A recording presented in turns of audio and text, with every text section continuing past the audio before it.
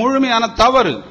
Give evidence and show to us that centuries passed by before the Injil about Jesus Christ was written. இந்த சுவிசேஷ புத்தகங்கள் என்று அழைக்கப்படுகிற இஞ்சில் இயேசு கிறிஸ்துவுக்கு பின்பதாக நூற்றாண்டுகளுக்கு அப்புறம் எழுதப்பட்டதற்கு ஏதாவது ஆதாரம் இருந்தால் தயவு செய்து அதை இப்பொழுது எங்களுக்கு தாருங்கள். Injil is the Arabic form of the Greek word evangelion. இஞ்சில் என்கின்றது அரபிக் வார்த்தையாகிய கெலியோன் என்கின்ற வார்த்தைக்கு evangelion என்கின்ற வார்த்தைக்கான பதமாக இருக்கிறது. If you want, I will open my Greek Bible and read it and prove to you. நீங்கள் விருப்பப்படுவீர்களானால் அந்த கிரேக்க வேதாகமத்திலிருந்து அதை எடுத்து வாசித்து காண்பிக்க முடியும். So in Greek, from which the Arabic word Injil has come, the word is evangelion. It means good news. அந்த கிரேக்க பதத்திலிருந்து வருகிற அந்த இவாஞ்சலியன் என்கின்ற அந்த வார்த்தை என்னுடைய அர்த்தம் நற்செய்தி, குட் நியூஸ் என்பதாக இருக்கிறது. And the Injil makes it very clear that it is good news for all. இந்த இஞ்சில் என்கின்ற வார்த்தையினுடைய பொருள் எல்லாருக்கும் நற்செய்தி என்கின்ற முறையில் இருக்கிறது. If it is good news for all, how can they claim that the Injil that was there when Prophet Muhammad, as they believe, was receiving revelation? It was there at that time. நபிகள், அதாவது முகமது நபி பெற்றுக்கொண்ட அந்த இஞ்சில் அது அவர் பெற்றுக்கொண்ட பொழுது அவ்விதமாக இருந்தது. நல்ல செய்தியாக இருந்தது. If it is for good news for all, it should remain. அது நல்ல செய்தியாக இருந்திருக்குமானால் நிச்சயமாக இப்பொழுதும் அது எல்லாருக்கும் நல்ல செய்தியாகவே இருந்திருக்க வேண்டும். And in Quran itself, Allah's statement that He would preserve all the scriptures is there. We gave the reference. குர்ஆனில் தானே அல்லாஹ் சொல்லி இருக்கிறார், வேதாகம எழுத்துக்களை நாம் காப்போம் என்று. And then after that, if Allah changes His mind, we have to begin to wonder what is the character of Allah. அதற்கு பின்பதாக அல்லாஹ் தன்னுடைய மனதை மாற்றிக் கொள்வாரானால் நாம் ஒரு கேள்வி எழுப்ப வேண்டி இருக்கிறது, அவர் எப்படிப்பட்ட குணத்தன்மை உடையவர்? Is there inconsistency? அதிலே முரண்பாடுகள் இருக்கிறதா? We have to think about it. அதை பற்றி நாம் யோசிக்க வேண்டும். And so all evidence shows that the Injil we have is the Injil that was there at Prophet Muhammad's time. எனவே இதன் மூலமாக நாம் அறிந்து கொள்ளுகிற உண்மை, இஞ்சில் ப்ராபட் முகமது அவர்களுக்கு கொடுக்கப்பட்ட பொழுது எப்படி இருந்ததோ அதே விதமாகத்தான் இன்றும் அந்த இஞ்சில் இருக்கிறது. If they have any other Injil that they have read, they should produce it and prove that this Injil is not the right Injil. அதை தவிர வேற ஏதாயிலும் இஞ்சில் இருக்குமானால் அதை அவர்கள் எப்பொழுது நமக்கு நிரூபிக்க வேண்டும். So according to the rules of argumentation and logic, the burden of proof is on them and not on us. எனவே விவாதத்தின் ஒழுங்கின் முறைமையின்படியாக இப்பொழுது ஆதாரத்தை கொடுக்க வேண்டிய கடமை அவர்கள் மேல் விழுந்திருக்கிறது. And my last point, என்னுடைய கடைசி குறிப்பு, they are stuck with that discussion about pornography. அதாவது ஆபாசத்தை குறித்த அந்த வாதத்திலே முழுமையாக தங்கி இருக்கிற ஒரு நிலை காணப்படுகிறது. It is actually not based on what the Bible says. அது வேதாகமம் சொல்லுகிற அடிப்படையில் அல்ல. It is based on their misreading. அது தவறாக புரிந்து கொள்ளுதல் அல்லது வாசித்தலில் உண்டான விளைவு. Deliberate misreading. அது முழுமையாக தவறான பாதை, வேண்டுமென்றே அது தவறான வழியிலே புரிந்து கொள்ளுதலாக இருக்கிறது. I am going to read from the Song of Solomon. நான் உன்னத பாட்டு புத்தகத்திலிருந்து வாசிக்க போகிறேன். Our friend came up with a very terribly pornographic description of the whole. இது குறித்து ஒரு ஆபாசமான விவரணையை கொடுத்தார்கள். It is not there in the Bible. அது உண்மையிலே வேதாகமத்தில் இல்லை, அது தவறாக வாசிக்கப்பட்டிருக்கிறது. In debate, this is not allowed at all. விவாதத்தில் இது அனுமதிக்கப்படுவது இல்லை. The beloved is saying, I slept in my house. Chapter 5, starting from verse 2. அந்த 5ஆம் அதிகாரம் 2ஆம் வசனம் சொல்லுகிறது, நான் நித்திரை பண்ணினேன், என் இதயமோ விழித்திருந்தது, கதவை தட்டுகிற என் நேசரின் சத்தத்தை கேட்டேன், என் சகோதரி, என் பிரியமே, என் புறாவே, என் உத்தமைய கதவை தர என் தலை. No, just read what I asked you to read. Please. Okay? வீட்டில் நித்திரை பண்ணினேன். So she was sleeping in the house. அவள் வீட்டில் உறங்கிக் கொண்டிருந்தாள். Then her dear one comes and says, "My dear sister, open the door." அவருடைய பாசமானவர் வந்து கதவை தட்ட சொல்லுகிறார், எனக்கு பாசமானவளே கதவை தர என்று. So she was in her night dress, and so she wanted to get ready and open. அவள் தன்னுடைய இரவு ஆடையிலே இருக்கிறாள். அந்த நிலையில எழுந்து கதவை திறக்கிறாள். Even before she opened, verse 4 says, "My lover thrust his hand through the latch opening." There is a door latch. The door latch has an opening. He put his hand through that door latch opening, and our friend reads it as something else. Is it from the Bible? No, it is from his pornographic preoccupation. அந்த கதவை திறக்க சொல்லும் போது அங்கே எழுதப்பட்டிருக்கிறபடி பார்ப்போம் என்றால், கதவை திறக்கும் போது அந்த கதவை திறக்கிற இடத்துல ஒரு ஓட்டை இருக்கிறது. அங்கே கையை வைத்து அதை அந்த விவரணை கொடுக்கப்பட்டிருக்கிறது. இந்த ஒரு விவரணையிலே தங்களுடைய கற்பனையை உள்ளே வைத்து இதை வேற விதமாக படம் பிடித்து காண்பிப்பதாக தெரிகிறது. After he put his hand through the hole in the door, it says in verse 6 that she finally opened the door for him. அந்த துவாரத்தில் அவர் கையை வெட்டதுக்கு பின்பதாக கதவை திறந்தாள் என்றும் இருக்கிறது. I just don't know why they are stuck with that kind of stuff without moving forward in the argument. சரியான முறையிலே விவாதத்தில் முன்னேறி செல்லாமல் அந்த ஒரு குறிப்பிட்ட காரியத்தை எடுத்துக்கொண்டு தன்னுடைய கற்பனையை கொடுத்து அதை விவரிக்க வேண்டியதில்லை. So sad that they are imagining things contrary to what is clearly stated. வேதாகமத்தில் தெளிவாக நிரூபிக்கப்பட்டிருக்கிறதற்கு மாறாக காரியங்களை எடுத்து பகிர்வது சரியானதல்ல. So bury this. எனவே அதை புதைத்து விடுவோம். Be honest and move forward in the argument. நாம் நேர்மையாய் நின்று தொடர்ந்து முன்னேறி செல்வோம். Bible has that wife and husband relationship as a holy thing. வேதாகமம் கணவன் மனைவிக்கு இடையிலான உறவை பரிசுத்தமான ஒரு காரியமாக எடுத்து எம்புகிறது. God wants wife and husband to love, be transparent, enjoy, including the physical sexual dimension. It is God given. கணவன் மனைவிக்கு இடையே ஒரு டிரான்ஸ்பரண்ட் தெளிவான அந்யோன்யமான ஆழமான ஐக்கியம், அதாவது பாலியல் உறவு நிலை உட்பட. If you don't enjoy this kind of a relationship with your wife or husband, then you will look at somebody else and become pornographic. That's why God has kept this book in His holy word, the Bible. கணவன் மனைவிக்கு இடையிலே இப்படிப்பட்ட ஒரு அன்பான ஆழமான உறவு இல்லாவிட்டால் அவர்கள் தங்களுக்கு இடையிலே சந்தோஷத்தை தேடுவதற்கு பதிலாக அங்குமிங்கும் சுற்றி பார்க்க ஆரம்பித்து விடுவார்கள். So praise be to the holy God who has put this in His holy Bible to do away with the desire and drive for pornography. எனவே இந்த ஒரு பரிசுத்த உறவை நமக்கு கொடுத்திருக்கிற பரிசுத்த வேதாகமத்தில் கொடுத்திருக்கிற தேவனுக்கு ஸ்தோத்திரம் உண்டாகட்டும். அது ஒரு பரிசுத்தமான அன்பை எடுத்து காண்பிக்கின்றது. And then they talked about sister. அதை தொடர்ந்து தங்கை என்கின்ற முறையில் பேசுகிறார். If you read Genesis chapter 12, Genesis chapter 20, you will see very clearly Abraham's wife was his half sister. அங்கே ஆதியாகமம் 18ஆம் அதிகாரம் 20ஆம் அதிகாரங்களிலே பார்க்கும்போது ஆபிரகாமுக்கு சாராள் அடுத்த சகோதரியாக இருந்தாள். Prophet Abraham married his half sister. Abraham நபி தீர்க்கதரிசியா இருந்த ஆபிரகாம் தன்னுடைய ஹாஃப் சிஸ்டர் என்கின்ற அடுத்த சகோதரியை மணந்திருந்தார் என்று வேதாகமம் சொல்லுகிறது. So it's not wrong. அது தவறில்லை. All right? So let us not just get stuck with that kind of stuff. Let us move forward in the debate in a proper way. எனவே இந்த மாதிரியான காரியங்களிலே நாம் அதிக நேரத்தை தொடுத்து விடாமல் சரியாக நாம் முன்னேறி செல்வோம். They raised questions about Leviticus chapter 20, 1 Samuel chapter 18. We will answer now one of them, and the remaining we will answer in the next. லேவியராகமம் 20ஆம் அதிகாரம் குறித்தும் 1 சாமுவேல் 18ஆம் அதிகாரம் குறித்தும் தொடுக்கப்பட்ட கேள்விகளை நாம் அடுத்து வருகிற நேரத்திலே கவனிப்போம். We still have, I think, about 2.5 minutes or 3 minutes. Jerry will at least answer one of them. 2-3 நிமிடங்களிலே அடுத்த கேள்வியை பார்ப்போம்.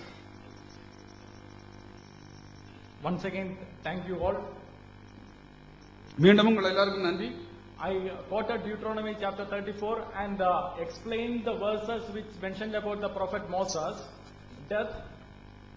உபாகமம் 34ஆம் அதிகாரத்திலிருந்து மோசேயினுடைய மரணத்தை குறித்து எழுதப்பட்டிருக்கிற பகுதிகளை குறித்து நான் உங்களோடு பேசினேன். And I very specifically mentioned that passage and explained that portion could have been added by the prophet Joshua, and there is nothing that forbids prophet, because Joshua is a prophet and we have prophets after prophets after prophets, unlike Islam which is based on one prophet who has nothing before and nothing after. இந்த வேதாகம வரலாற்றை பார்க்கும் பொழுது அந்த பகுதியிலே மோசேக்கு பின்பதாக யோசுவா அந்த மோசேயினுடைய மரணத்தை குறித்துள்ள பகுதியை எழுதியிருக்கிறார். இந்த வேதாகம போக்கிலே பார்க்கும்பொழுது ஒரு நபி தீர்க்கதரிசியை மாத்திரம் குறித்து வேதாகமம் சொல்லவில்லை. ஒரு தீர்க்கதரிசிக்கு அடுத்த தீர்க்கதரிசி அடுத்த தீர்க்கதரிசி என்று பல தீர்க்கதரிசிகளை குறித்து வேதாகமம் சொல்லுகிறது. Just to explain it, the rest of the portions of the book of the Moses were written by Moses himself. இன்னும் வேதாகமத்தில் உள்ள மற்ற மோசே எழுதின புத்தகங்களை குறித்து வேதாகமம் சொல்லுகிறது. I'll give you evidence now. Exodus chapter 17 verse 14. யாத்திராகமம் Just quote the reference. 17ஆம் அதிகாரம் 14ஆம் வசனம் சொல்லுகிறது. Exodus chapter 24 verse 4. யாத்திராகமம் 24:4 சொல்லுகிறது. Exodus chapter 34 verse 27. யாத்திராகமம் 34:27 சொல்லுகிறது. Leviticus chapter 1 verse 1. லேவியராகமம் 1:1 சொல்லுகிறது. Deuteronomy chapter 31 verse 9. உபாகமம் 31:9 சொல்லுகிறது. Deuteronomy chapter 31 verse 24 to 26. உபாகமம் 31:24 முதல் 26 வசனம் சொல்லுகிறது. Very clearly says Moses wrote it. இவைகள் அனைத்தும் மிக தெளிவாக சொல்லுகிறது, மோசே இந்த புத்தகத்தை எழுதினார். When the Bible itself explains that those portions were written by the Moses, and the Bible itself explains that those later portions were written by the prophet Joshua, where is the problem? வேதாகமம் தாமே மோசே தான் இந்த புத்தகங்களை எழுதினார் என்றும் அதே போல அதனுடைய கடைசி பகுதியை யோசுவா தான் எழுதினார் என்றும் உறுதியாக சொல்லும் பொழுது எங்கே பிரச்சனை வருகிறது? He is putting words into my mouth which I never said. நான் இதுவரைக்கும் சொல்லாத வார்த்தைகளை என்னுடைய வாயிலே வைக்கிறார். ஏக இறைவனின் சாந்தியும் சமாதானமும் நம் அனைவர் மீதும் உண்டாவதாக என்பதை சொல்லி நான் துவங்குகிறேன். காலையில் நடந்தது போன்று நாம் தொடர்ந்து செய்வோம் என்று இப்போது ஆரம்பித்தார்கள். காலையிலிருந்து நாம் கவனித்துக் கொண்டிருக்கிறோம். லாஜிக் தத்துவம், அப்புறம் சட்டம், கிரிமினல் லா, ஜூரிஸ்பிருடன்ஸ், இப்படி அடுக்கடுக்கான பெரிய வார்த்தைகள்லாம் அள்ளி வீசினாங்க. நம்ம சாதாரண சொல்லிக்கிட்டு இருக்கிறாங்க, சில கண்டுக்கிற வேண்டாம், தப்பா சொல்றாங்கன்னு விட்டுட்டோம். ஆனா இப்பதான் தெரியுது அவங்க பெரிய ப்ரொஃபசர். நான் மாணவர்களுக்கெல்லாம் படிச்சு கொடுத்துக்கிட்டு இருக்காங்கிறாங்க. I take PT on the ஸ்டூடெண்ட்ஸை பார்த்தா நம்ம பாவப்பட வேண்டியிருக்குது. முதல்ல லாஜிக்னா என்னன்னு தெரியணும். First, from the morning he has been talking about logic and some legal terms like criminology, jurisprudence, and evidence, and onus of proof, burden of proof, and all he was talking about. We just ignored that because he was talking rubbish. But now he is claiming that he is a professor, and we take pity on his students, and we just can't understand how he is being able to teach the students like this. Enna ketta, he is saying that he has been following the line of arguments. He is saying that we argued that Quran is the word of God, and therefore Quran says that Bible is not the word of God. Therefore we come to the conclusion that Bible is not the word of God. Did we say that? அவங்க என்ன சொல்றாங்கன்னா, காலையிலிருந்து வாதத்தெல்லாம் பார்த்தாங்கன்னா அதுல என்ன தெரியுதுன்னா, நம்ம சொல்றோமா குரான் வந்து இறைவனுடைய வார்த்தை, குரான் வந்து பைபிள் இறைவனுடைய வார்த்தை இல்லைன்னு சொல்லுது, அதனாலே பைபிள் இறைவனுடைய வார்த்தை இல்லைன்னு நம்ம சொல்லிக்கிட்டு இருக்கோமா? அப்படி சொன்னோமா? நம்ம குரான் இறைவனுடைய வார்த்தையா இல்லையா என்பதை விவாதிப்பதற்கு தனி தலைப்பு வைத்திருக்கிறோம். அந்த தலைப்பில் அதை பார்த்துக்கொள்ளும் நாங்க விட்டுட்டோம். நாங்க பைபிள் இறைவனுடைய வார்த்தையா இல்லையாங்கிறத தான் நம்ம பேசிக்கிட்டு இருக்கிறோம். The topic is whether Bible is a word of God or not. இந்த தலைப்பு வந்து பைபிள் வந்து இறைவனுடைய வார்த்தையா இல்லையாங்கிறது அந்த தலைப்பு. இதை நிரூபிக்க வேண்டிய கடமை யாருக்கு? Criminology, jurisprudence, law of evidence எல்லாம் பேசினார் எடுத்த உடனே காலையில ஒருத்தர். இந்த கிரிமினாலஜி, ஜூரிஸ்பிருடன்ஸ் இதெல்லாம் தெரிஞ்சவங்க இதை பேசுவாங்களா? லா ஆஃப் எவிடன்ஸ் என்ன? லா ஆஃப் எவிடன்ஸ் யார் கொடுக்கணும்? யார் இது பைபிள் வந்து கடவுளுடைய வார்த்தைன்னு சொல்றாரோ அவர் தான் அது ப்ரூஃப் காட்டணும். அவர் ப்ரூஃப் காட்டாம காலையில இருந்து உட்கார்ந்துக்கிட்டு 18 கேள்வி கேட்டிருக்கேன், 15 கேள்வி கேட்டிருக்கேன். கேள்வி கேட்கறதுக்கா நீங்க வந்தீங்க? கேள்வியை நாங்கள் கேட்க வேண்டும். He is saying the topic is the Bible God's word, and the onus of proof is on them. They will have to positively prove, conclusively prove that the Bible is the word of God. They will have to produce positive evidence for that. Instead, they have listed out some 15 questions, and they are saying, we have asked you questions, you answer us. Why should we answer you? Is this logic? Is this what you teach to your students? We will ask you questions. We are questioning what you hold in your hand is not the Bible. It's not the word of God. உங்க கையில வச்சுக்கிட்டு இருக்கிறது இறைவனுடைய வார்த்தை இல்லைங்கிறத நாங்க சொல்லிக்கிட்டு இருக்கிறோம். நாங்க தான் கேள்வி கேட்போம், நீங்க பதில் சொல்லணும். அதை விட்டுட்டு இந்த அடிப்படை லாஜிக் கூட தெரியாம நாங்க கேள்வி கேட்டோம் நீங்க பதில் சொல்ல, நாங்க கேள்வி கேட்டோம் நீங்க பதில் சொல்லணும், நாங்க கேட்கிற கேள்விக்கு நீங்க பதில் சொல்லுங்க. இதெல்லாம் கடவுளுடைய வார்த்தையா? அடுத்தது, நாங்க வந்து ஒரு சில நம்ம பைபிள்ல சில ஆபாசமான செய்திகள்லாம் இருக்கு, நம்ம பட்டியல் போட்டோம். பட்டியல் போட்ட உடனே அவங்க ஆபாசம் தான் இருக்கிறதுங்க அவங்க உறுதிப்படுத்துறாங்க. ஒருத்தர் சொல்றாரு, ஏன் ஆபாசத்தையே பேசிக்கிட்டு இருக்கிறீங்க? நம்ம பேசுறதுதான் பைபிள். அதுக்கு அவர் சொல்றாரு, ஏன் ஆபாசத்தையே பேசிக்கிட்டு இருக்கிறீங்க? ஆபாசத்தை விட்டு வெளியே வாங்க. அதான் பைபிள் விட்டு வெளியே வர சொல்றாரு. அப்ப அவங்களே ஒத்துக்கிறாங்க இது ஆபாசம் தான். இப்ப அவர் சொல்றாரு, பைபிள்ல அதெல்லாம் கிடையாது, இவங்களா இட்டுக்கட்டி சொன்னாங்கிறாரு. யார் இட்டுக்கட்டி சொன்னா? நாங்களா சொன்னோம். அவர் சொன்னாரு, நைட்டிய போட்டுக்கிட்டு அந்த அம்மா இருந்தது, பைபிள்ல நைட்டிலாம் இருக்குதா காட்ட முடியுமா உங்களால? நாங்க வசனத்தை போடுறோம், அந்த ஸ்லைட போடுங்க. நாங்க இங்கிலீஷ்ல ஸ்லைட போட்டோம், வேர்ஸ் பை வேர்ஸ் அப்படி எடுத்து போட்டிருக்கோம். நாங்க சொந்தமா படிக்கல. த ஹோல்ங்கிற வார்த்தை துவரத்து ஓட்டைக்குள்ள கைய விட்டாரு, கைய விட்டோம்னா நம்ம கிச்சி காட்டுற மாதிரி இருந்ததுலாம் அதுல இருக்குது. நாங்க சொல்லல. அதுக்கு அவர் ஒரு மொழிபெயர்ப்படுத்தி படிக்கிறாரு. நாங்க காட்டுனதுல இருக்குதா இல்லையா? அதுக்கு என்ன பதில் சொல்றீங்க? அவர் வேற ஒரு மொழி, நல்ல உள்ள மொழிபெயர்ப்பு, பச்சை பிள்ளை கொடுக்கறது இல்ல, சின்ன குழந்தைங்களுக்கு படிச்சு கொடுக்குற மாதிரி பைபிள், அதில் எடுத்துக்கிட்டு கதவுடைய கைப்பிடி லாட்ச் ஆஃப் டோர் அப்படின்னு இருக்குங்கிறாரு. அதுக்கு முன்னாடி இன்னொன்னு சொன்னாரு, நான் கிரீக்க வேணா நான் படிச்சு காட்டட்டுமா? கிரீக் இஞ்சியில் வந்து கிரீக் இவாஞ்சலான்ங்கிற வார்த்தையிலிருந்து தான் கிரீக் இஞ்சில்ங்கிற வார்த்தை வந்தது, அதை காட்டுங்க. கிரீக் வார்த்தையிலிருந்து தான் இஞ்சில்ங்கிறது வந்தது காட்டுங்க. இவாஞ்சலான்ங்கிறது தான் பைபிள் காஸ்பிளுடைய பேர் தான் இவாஞ்சலான், அதை நாங்க ஏத்துக்கிறோம் கிரீக்ல. இந்த வார்த்தையில இருந்தா இஞ்சில் வந்து இஞ்சில்ங்கிற அரபி வார்த்தை வந்து ப்ரூஃப் காட்டுங்க. இஷ்டத்துக்கு அதை விட்டு அடிக்காதீங்க. அப்புறம் அந்த லாட்சிங் வரும், அது போல ஸ்லைடுமா. அதுல டோர் கிளீனா சொல்றாரு. இங்க பாருங்க,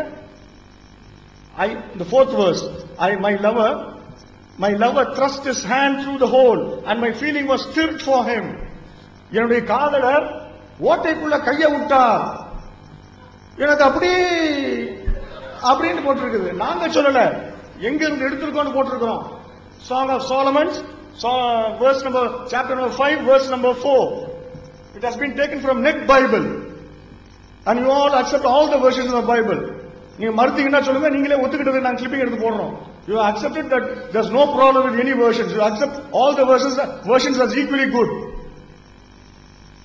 நீங்க அதை மறுத்தீங்கன்னா that will become again a subject of debate again. Right.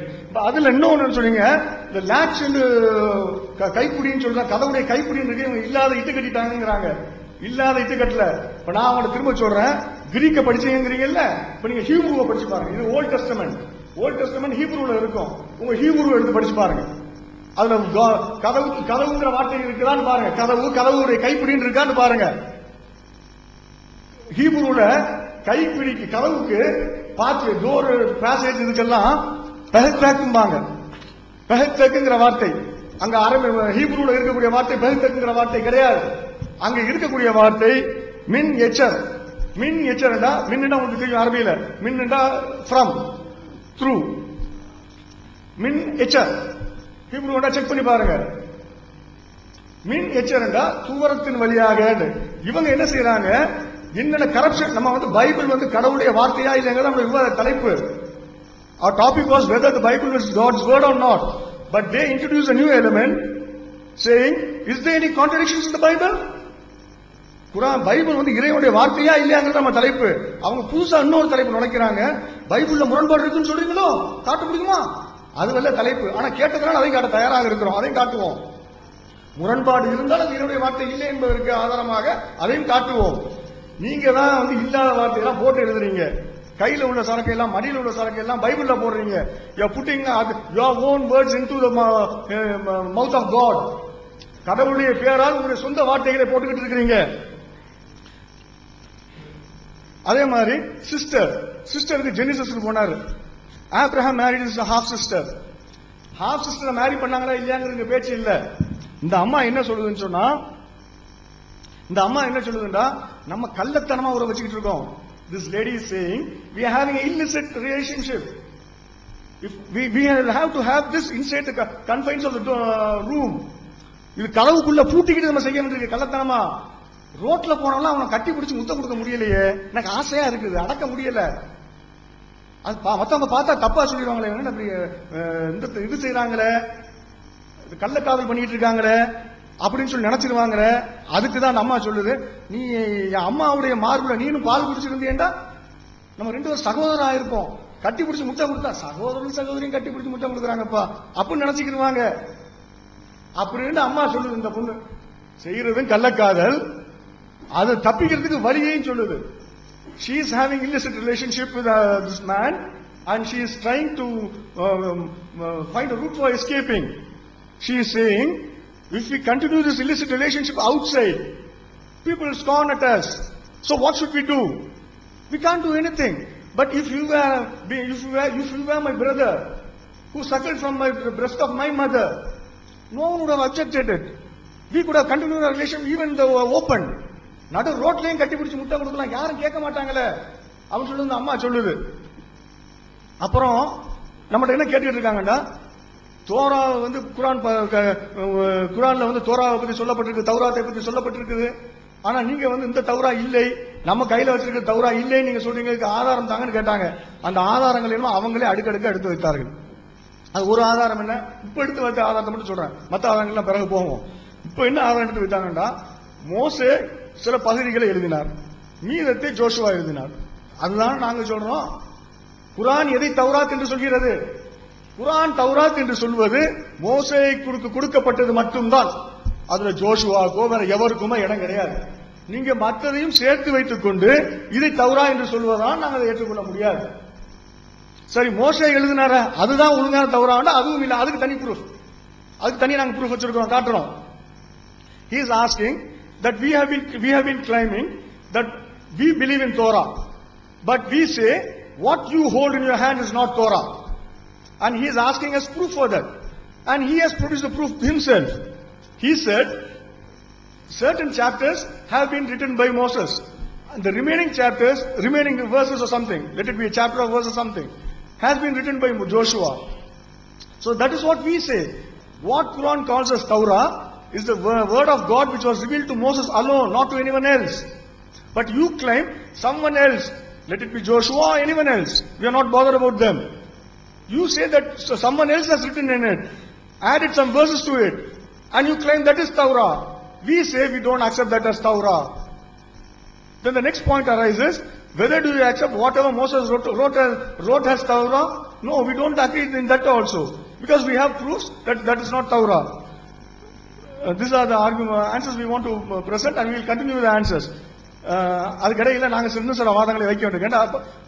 நாங்க வந்து அடிப்படையில முதல்ல நாங்க 2 வாதத்தை எடுத்து வைத்தோம், அவர்கள் எடுத்து வைத்தார்கள். ஒன்னு நான் அடுத்தது வரேன்.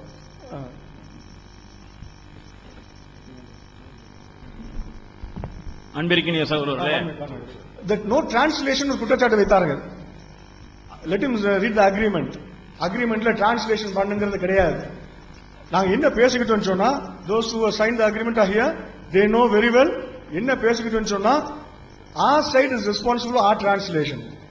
எங்க சைடுல நாங்க தமிழ்ல என்ன பேசுறோமோ அதுக்கு நாங்க பொறுப்பு. அதற்கு தான் அவர்கள் பதில் நாங்க இங்கிலீஷ்ல என்ன சொல்றோமோ அதுக்கு மட்டும் அவங்க பதில் சொன்னா போதும்ன்றோம்.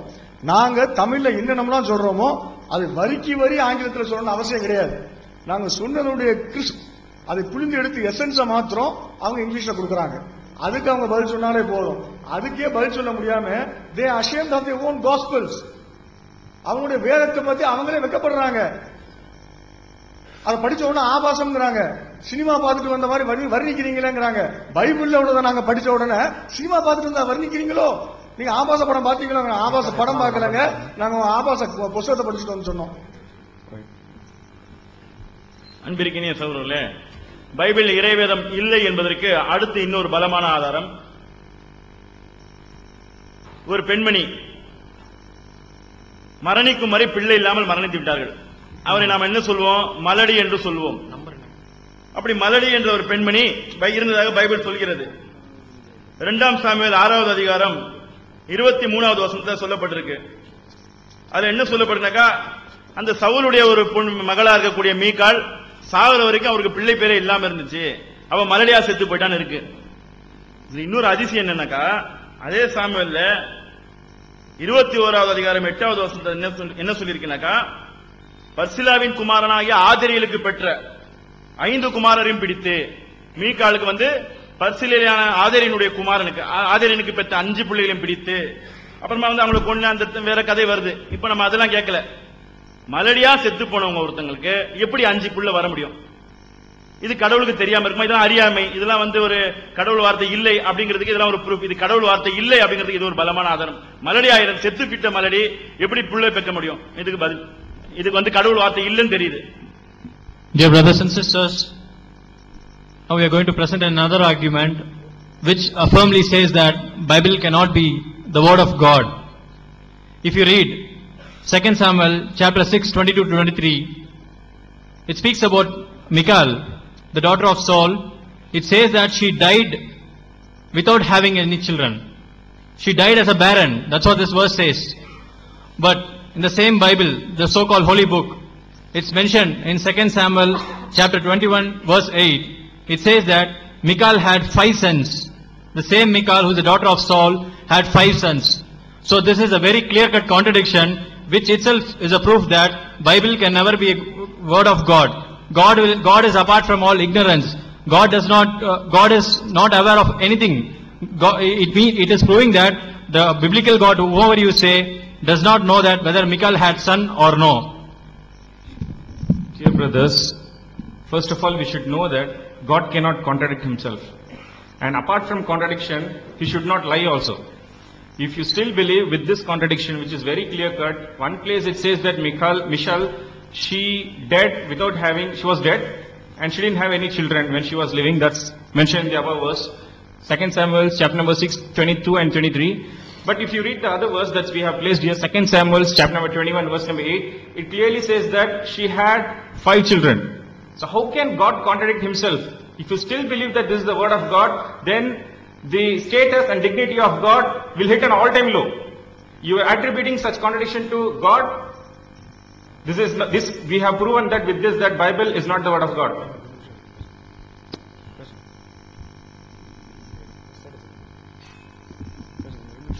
அன்பிற்குரிய சகோதரர்களே, பைபிளில் உள்ள ஆபாசங்களை நாம் எடுத்து வைக்கும்போது கிறிஸ்தவ சகோதரர்கள் சங்கடப்படக்கூடாது. ஏன்னா எந்த விஷயத்தையும் நாம பேசல, பைபிள் தான் இதை பேசுகிறது. அதுல ஒரு விஷயம், எசேக்கியேல் 23வது அதிகாரம் 1 இருந்து 44வது வசனம் வரைக்கும், ஆண்டவரின் வாக்கு எனக்கு அருளப்பட்டது. இந்த பேசுறது எல்லாமே யாருங்கன்னா மனிதனுடைய பேச்சு இல்ல, கடவுளின் பேச்சு. ஆனா இது கடவுள் இப்படி பேசியிருப்பாரா என்பதை நீங்க யோசிச்சு பாருங்க.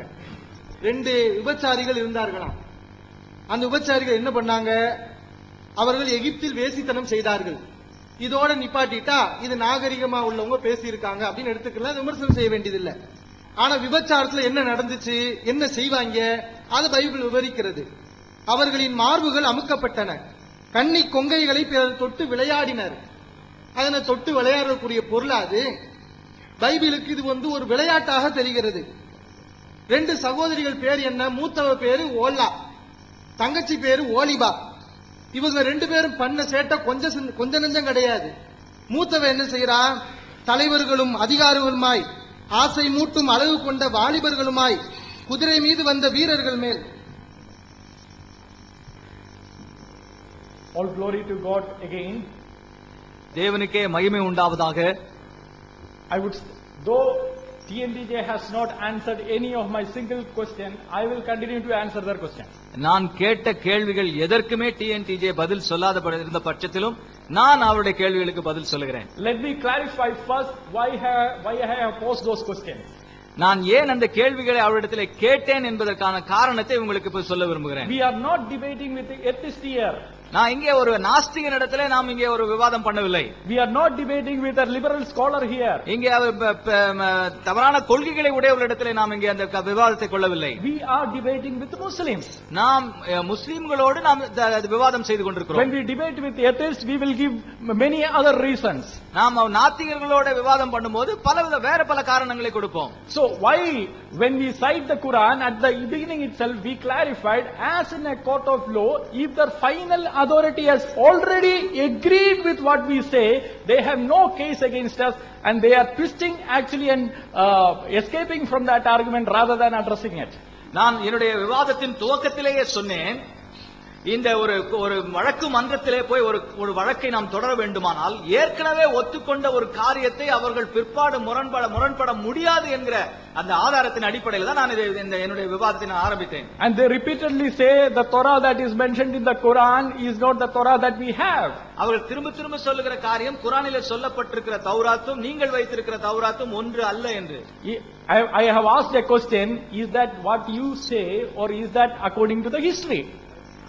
இதை நீங்கள் சொல்லுவதா அல்லது is it according to the history or is it just your belief? இது சரித்திரபூர்வமானதா அல்லது உங்களுடைய நம்பிக்கையின் அடிப்படையிலானதா? And I have cited their own scholars who affirm that the Torah that is mentioned in the Quran is the Torah that the Christians and the Jews had. அவர்களுடைய அறிஞர்களுடைய கூற்றையே நான் மேற்கோளாக காட்டினேன். அவர்கள் குர்ஆனில் சொல்லப்பட்டிருக்கிற தௌராத்தும் நாம் வைத்திருக்கிற தௌராத்தும் ஒன்றுதான் என்பதை குறித்து. See, I am giving evidences after evidences. They are just making statements after statements. நான் ஆதாரங்களுக்கு பிற்பாடு ஆதாரங்களாக கொடுத்து கொண்டிருக்கிறேன். அவர்கள் வெறும் வாக்கியங்களாக சொல்லிக் கொண்டே இருக்கிறார்கள். For example, I have cited Tafsir Ibn Kathir, volume 4, page number 178 to 179, where it says, it was common among the Salafs to call the entire scripture of the people of the book as Torah. நான் அங்கே ஏற்கனவே அவர்கள் சொல்லப்பட்ட அந்த அறிஞர்கள் சொன்ன கூற்றை சொன்னேன். இங்க எழுதப்பட்டிருக்கிற வேத புத்தகம் முழுவதுமே கடவுளுடைய வார்த்தை என்பதற்கான ஆதாரம் தப்சீர் அவருடைய வாக்கியத்திலிருந்து நான் உங்களுக்கு சொன்னேன். They have never addressed it. ஆனால் அதற்கான பதிலை அவர்கள் இதுவரை they will not address it. They will actually may deny it, but they can never ever address it. ஆனால் அதற்கான பதிலை அவர்கள் இப்பொழுதும் எப்பொழுதும் சொல்லவே போவதில்லை. ஒருவேளை அவர்கள் அதை நிராகரிக்கலாம். I'll come to one by one after their questions. அவருடைய கேள்விகள் ஒவ்வொன்றுக்காக நான் பதில் சொல்லி வருகிறேன். They started with they say that there is a contradiction between 2 Samuel 6:23 and 2 Samuel 21:8. அங்கே சொன்னார்கள் 2 சாமுவேல் 6:23க்கும் 21:8க்கும் அவர் வித்தியாசம் இருக்கிறதை சொன்னார்கள். My brothers, my friends at TNTJ, if you yourself have carefully read that verse, you would have understood that there is absolutely no contradiction. அருமையான TNTJ நண்பர்கள் அந்த வசனங்களை கவனத்துடனே வாசித்திருந்தால் அதில் எந்த விதமான முரண்பாடும் இல்லை என்பதை அவர்களே புரிந்து கொண்டிருப்பார்கள். It might be a problem with that Tamil translation, I do not know, but the English verse that they have put up, it's very clear. அங்க ஒருவேளை தமிழ் மொழிபெயர்ப்புல ஏதாவது குறைகள் இருந்திருக்கலாம். ஆனால் ஆங்கில வேதாகமத்திலே அங்கே போடப்பட்டிருந்ததிலே எந்த முரண்பாடும் இல்லை. For example, 2 Samuel 6:23 says, Michal, the daughter of Saul, had no children to her death. She had no children on her own. அங்கே 2 சாமுவேல் 6:23 என்ன சொல்லப்பட்டிருக்கிறது என்றால் மீகாலுக்கு மரணம் அடையும் நாள் வரைக்கும் பிள்ளை இல்லாது இருந்தது என்றுதான் எழுதப்பட்டிருக்கிறது. 2 Samuel 21:8 says that she brought up 5 children. She brought up 5 children. 2 Samuel not that she gave birth to the children, but she brought up 5 children, and whose children are also mentioned there. அங்கே 2 Samuel 21:8 என்ன சொல்லப்பட்டிருக்கிறது என்றால் மீகால் தன்னுடைய 5 பிள்ளைகளை வளர்த்தாள் என்று போடப்பட்டிருக்கிறது. அது அவர் யாருடைய பிள்ளைகள் என்பதும் அங்கே சொல்லப்பட்டிருக்கிறது. For Azriel the son of Barzillai, that is given in 2 Samuel 21:8. அங்கே பர்சிலாயின் குமாரன் என்று சொல்லப்படுகிற அவருடைய பிள்ளைகள் என்று சொல்லி அங்கே போடப்பட்டிருக்கிறது. Now who is this Azriel? யார் இந்த பர்சிலா? 1 Samuel 18:19 says he was the husband of Michal's sister. அங்கே பர்சிலாவின் குமாரனாகிய ஆத்ரியேல் என்பவர் மீகாவின் சகோதரியுடைய பிள்ளைகள் என்று சொல்லி பார்க்கிறோம். He is actually the husband. அவர் பர்சிலா ஆத்ரியேல் மீகாவுடைய சகோதரியுடைய கணவர். She is bringing up her sister's children. தன்னுடைய சகோதரியுடைய பிள்ளைகளை அவள் வளர்த்து வருகிறாள். Where is the contradiction, sir? இதுல எங்க முரண்பாடு இருக்கிறது? And I am sure a scholar like Janab P. Jainulladdin sir does not require a definition for contradiction. இந்த இப்படிப்பட்ட அறிஞரான ஜனாப் பிஜே அவர்களுக்கு ஒரு விளக்கம் தேவையில்லை. Janab PJ sir himself has clarified in many of his talks that a contradiction can be a contradiction if it is only in the same sense at the same time. அவரே தன்னுடைய பல விவாதங்களிலே ஒத்துக்கொண்டிருக்கிற ஒரு காரியம் என்னவென்றால் ஒரே சமயத்தில் ஒரே இடத்துல முரண்பாடு இருந்தால் தான் அதை முரண்பாடாக நாம் எடுத்துக்கொள்ள வேண்டும் என்று சொல்லி அவர் சொல்லியிருக்கிறார். Since Janab PJ sir himself has given us the definition, I am using that definition and that is a right definition. அந்த முரண்பாடு என்பதற்கான விளக்கத்தை ஜனாப் பிஜே அவர்களே கொடுத்திருப்பதனாலே அவர் கொடுத்த விளக்கத்தையே நான் இங்கே பயன்படுத்த விரும்புகிறேன். Now further they had in an earlier session they had asked about Leviticus 21. அவங்க முந்தின அதிகாரத்தில் லேவியராகமம் 21ஆம் அதிகாரத்தை போட்டிட்டார்கள். They asked why the lame and the blind and the other people are not allowed as priests? எங்கே அங்க ஏன் ஊனமுற்றவர்கள் வந்து ஆசாரிகளாக நியமிக்கப்படவில்லை என்கிற கேள்வியை அவங்க கேட்டாங்க. See, at this time we should know. பரிசுத்த ஸ்தலத்தில் ஏன் அனுமதிக்கப்படவில்லை என்று கேட்டார்கள். At this time we should know, we should interpret the scripture by scripture. நாம் இங்கே வேதாகமத்தை கொண்டுதான் விளக்க வேண்டும். If you want to know the meaning of that verse, you will have to read other verses in the Bible. இந்த ஒரு வசனத்தினுடைய அர்த்தத்தை நாம் புரிந்து கொள்ள வேண்டுமானால் இன்னொரு வசனத்தை நாம் படித்து அர்த்தத்தை புரிந்து கொள்ள வேண்டும். Before this was instituted in Exodus chapter 25 verse 40, இங்கே யாத்ராகமம் 25:40 இந்த வசனம் எழுதப்படுவதற்கு முன்பதாக it's very clearly written that the tabernacle was given as a pattern of what is in heaven. அங்கே பரலோகத்திலே எந்த மாதிரியாக அந்த ஆசரிப்பு கூடாரம் இருந்ததோ அதே மாதிரி தான் இங்கே பூமியிலே கொடுக்கப்பட்டது என்று எழுதப்பட்டிருக்கிறது. Now when we have to follow the exact pattern as it is in the heaven, can all this lame and the blind are only in this earth, it can never be in the heaven, and that is why it is shown there. அவ இங்கே பரலோகத்தில் இருக்கிற மாதிரியின்படியே பூலோகத்திலும் இந்த ஆசரிப்பு கூடாரம் இருக்க வேண்டுமானால் இங்க இருக்கிற இந்த ஊனமுற்றவர்கள் அங்க பரலோகத்தில் இருக்க போவதில்லை. Now this is further clarified in Hebrews chapter 10 verse 1. அதேதான் இங்கே எபிரேயர் 10ஆம் அதிகாரம் 1ஆம் வசனத்திலே விளக்கமாக சொல்லப்பட்டிருக்கிறது. They were there as a shadow of things to come. அவர்கள் நமக்கு வரப்போகிற காரியங்களுக்கு நிழலாட்டமா இருக்கிறது என்று சொல்லப்பட்டிருக்கிறது. Sir, you are taking verses out of his context and you are imposing your own interpretation into the text, sir. அவ வசனங்களை அந்த இடத்திலிருந்து எடுத்து உங்களுடைய சொந்த எண்ணங்களை அந்த வசனத்திலே நீங்கள் புகுத்திக் கொண்டிருக்கிறீர்கள். This is not acceptable from a scholar like Janab P.J. sir and others. Janab P.J. Sir போன்ற அறிஞர்களிடத்திலிருந்து இப்படிப்பட்ட காரியத்தை நாங்கள் எதிர்பார்க்கவில்லை. Further, the Holy Bible in the same chapter clarifies that there is no discrimination because the lame and the blind were allowed to eat the holy fruit. அங்கே அந்த அதே அதிகாரத்தில் நாம் என்ன பார்க்கிறோம்? அந்த ஊனமுற்ற மக்கள் பரிசுத்த வஸ்துக்களை பரிசுத்த பொருட்களை புசிப்பதற்காக எந்த விதமான தடையும் இல்லை என்று சொல்லி பார்க்கிறோம். Now, are there other verses which actually protects the lame and the deaf? இந்த ஊனமுற்றவர்களை பாதுகாக்கிற வேற வசனங்கள் இருக்கிறதா? Leviticus chapter 19 verse 14, Deuteronomy chapter 20 verse 27 verse 18. இங்கே லேவியராகமம் 19ஆம் அதிகாரம் 14ஆம் வசனம், உபாகமம் 27ஆம் அதிகாரம் 18ஆம் வசனங்களில் சொல்லப்பட்டிருக்கிறது. Further, my brothers, when the true tabernacle Jesus Christ came into this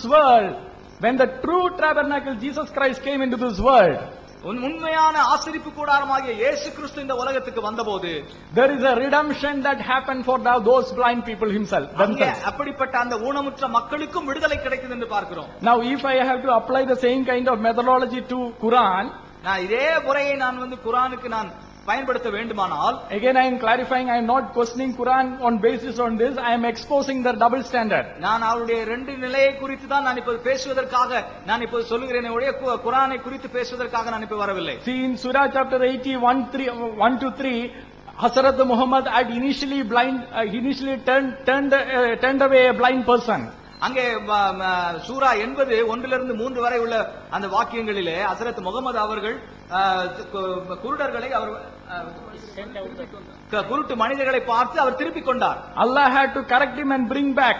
அல்லாஹ் அவர்களை திருத்தி மறுபடியும் கொண்டு வர வேண்டியிருந்தது. Is it expected of a pattern of a person who is supposedly a pattern of the mankind? இங்கே மனித குலத்திற்கே வழிகாட்டியாக இருக்க வேண்டிய ஒரு மனிதர் காட்டுகின்ற வழிமுறையா இது? In Sahih Bukhari volume 4 hadith number 553 and Sahih Bukhari volume 9 hadith number 242, சஹீஹ் புகாரி வால்யூம் 4 553 மற்றும் சஹீஹ் புகாரி வால்யூம் 9 242வது வாக்கியத்திலும் Antichrist is described as a one eye blind person. அங்கே அந்தி கிறிஸ்துவானவர் ஒரு கண் குருடானவராக அங்கே காட்டப்படுகிறார். Why are you, sir? What is the connection between blind eye and Antichrist? அங்கே அந்தி கிறிஸ்துவுக்கும் ஒரு பார்வை குருடானதுக்கு என்ன சம்பந்தம்? You are putting blind people in the wrong picture. அங்கே குருடான மனிதர்களை தவறான விதத்தில் நீங்கள் பிரதிபலிக்கிறீர்கள். Now these are not my standards. I don't want to raise these standards. I am only exposing their standards. இது என்னுடைய தரம் அல்ல, அவருடைய தரத்தை தான் நான் வெளிக்கொணரும்படியாக நான் இதை சொல்லிக் கொண்டிருக்கிறேன். And further they took up 1 Samuel 18:20 and spoke about what Saul had asked David to do. அங்கே அதற்காக தான் 1 சாமுவேல் 18ஆம் அதிகாரம் 20ஆம் வசனத்திலே சவுல் தாவீதை நோக்கி அவன் என்ன செய்ய சொன்னான் என்பதை குறித்து அவர்கள் சொன்னார்கள். Now who taught you that just because the Bible has recorded it, that the Bible has approved it? அங்கே வேதாகமத்தில் அது எழுதப்பட்டிருக்கிறது என்பதனாலேயே வேதாகமம் அதை ஏற்றுக்கொள்ளுகிறது ஒத்துக்கொள்ளுகிறது என்று சொல்லி யார் சொன்னது? We accept that all the prophets were sinners except our Lord Jesus Christ. நாம் எல்லா All prophets were sinners except Lord Jesus Christ. இயேசு கிறிஸ்துவை தவிர எல்லா நபிமாரும் தீர்க்கதரிசிகளும் பாவிகள் என்று சொல்லி நாங்கள் ஒத்துக்கொள்கிறோம். In fact, Quran also agrees with all these things. இது எல்லாவற்றையும் குர்ஆன் கூட ஒத்துக்கொள்கிறது. For example, Adam's sin is recorded in Surah chapter 7, 19 to 22. அங்கே சூரா 7 19 ல 22ல ஆதம் நபி செய்த பாவம் குறிக்கப்பட்டிருக்கிறது. Noah's sin is recorded in Surah chapter 71, 28. அங்கே நபி செய்த பாவம் சூரா 71, 28. 71 71 28ல சொல்லப்பட்டிருக்கிறது. Abraham's sin is recorded in Surah chapter 26, verse 82. Abraham செய்த பாவம் இப்ராஹிம் செய்த பாவம் சூரா 26 82ல சொல்லப்பட்டிருக்கிறது. Moses' sin was recorded in Surah chapter 28, verse 16. மூசாவுடைய பாவம் சூரா 28 16ல சொல்லப்பட்டிருக்கிறது. David's sin was recorded in Surah chapter 38, verse 24, and Al-Tabari in volume 3, page number 144 to 46 explains this. தாவீது செய்த பாவத்தை சூரா 38 24லும் மற்றுமாய் தபரில வால்யூம் 3 பக்கம் 144ல இருந்து 46 வரையில உள்ள இதில குறிக்கப்பட்டுள்ளது. I can go on like this, but let me also say Hazrat Muhammad's sin is also mentioned in Surah chapter 47, verse 19. நான் இதே போல சொல்லிக்கொண்டே போகலாம். இன்னும் சொல்ல போனால் ஹஜ்ரத் முகமது அவர்களுடைய பாவத்தை குறித்து கூட சூரா 47, 19, 47 19, 48, 1 to 2. 48 1 2. The only person in the Quran also who is sinless is Jesus Christ. குர்ஆனிலும் கூட பாவம் இல்லாத ஒருவரை குறிப்பிடப்பட்டிருப்பாரானால் அது ஈசா மஸீஹ் மாத்திரம்தான், இயேசு கிறிஸ்து மாத்திரம்தான். Just because Bible has recorded the deeds of the prophets, it doesn't mean that Bible approves those deeds. நபிமார்கள் அந்த தீர்க்கதரிசிகள் செய்த காரியங்களை எழுதி வைத்திருப்பதனாலே அந்த நபிமார்கள் செய்த காரியங்களை எல்லாம் வேதாகமம் ஒத்துக்கொள்கிறது என்று சொல்லி அர்த்தம் அல்ல. Because they were sinners saved by the grace of God. அவர்கள் பாவிகள் தேவனுடைய கிருபையினாலே ரட்சிக்கப்பட்டிருக்கிறார்கள். Further they are going back again and again and again to Song of Solomon. அங்கே திரும்ப அந்த உன்னத பாட்டுக்கே அவர்கள் சென்று கொண்டிருக்கிறார்கள். Sir, are you following any methodology here? இங்க ஏதாவது ஒரு முறையை நீங்க பின்பற்றுறீங்களா? If I take Quran and interpret myself, will you accept it? நான் குர்ஆனை எடுத்து என்னுடைய வகையிலே அதை நான் விளக்கினால் நீங்கள் அதை ஒத்துக்கொள்வீர்களா? I will ask, you will definitely ask me, who among the Islamic scholars said so? You are interpreting your own way. நீ சொல்றது சரிதான், ஆனா இஸ்லாமிய அறிஞர்கள் யார் இது மாதிரி சொல்லி இருக்காங்கன்னு கேப்பீங்க. I am asking you, sir, the Jews had the Song of Solomon, the Christians had the Song of Solomon. Who is interpreting the way that you are interpreting it right now? இங்க யூதர்களிடத்துல இந்த உன்னத பாட்டு புத்தகம் இருக்கிறது, கிறிஸ்தவரிடத்துல இந்த உன்னத பாட்டு இருக்கிறது. ஆனா நீங்க இதுக்கு அர்த்தம் கொடுக்கிறது போல வேற யார் இதுக்கு அர்த்தம் கொடுத்து கொண்டிருக்காங்க? Now I have quoted some verses from the Quran earlier. Now I am going to say that these verses were interpreted by the Islamic scholars as vulgar. நான் ஏற்கனவே சொன்னேன், குர்ஆன்ல இருந்து ஒரு பகுதியை எடுத்து அதை இஸ்லாமிய அறிஞர்களும் ஒத்துக்கொண்டிருக்கிறார்கள் என்று சொல்லி நான் உங்களுக்கு விளக்கமாக சொன்னேன். For example, Surah chapter 56 verse 36. அங்கே சூரா 56 36ல please check and let me know how Tafsir of Al-Jalalain interprets it. அதை தஃப்சீர் ஆஃப் அல்-ஜலால் அவர்கள் எவ்விதமாக அதுக்கு அர்த்தம் சொல்கிறார் என்று நீங்கள் தயவு செய்து சொல்லுங்கள். Again you can check Surah chapter 36 55. அங்கே 36 55 சூராவிலே again the same commentary. அதே விதமான ஒரு விளக்க உரை இருக்கிறது நீங்க பார்க்கலாம். Now I can go on and take Ibn Kathir's commentary and prove that I am not interpreting their verses, but even then I don't want to lay that charge against them.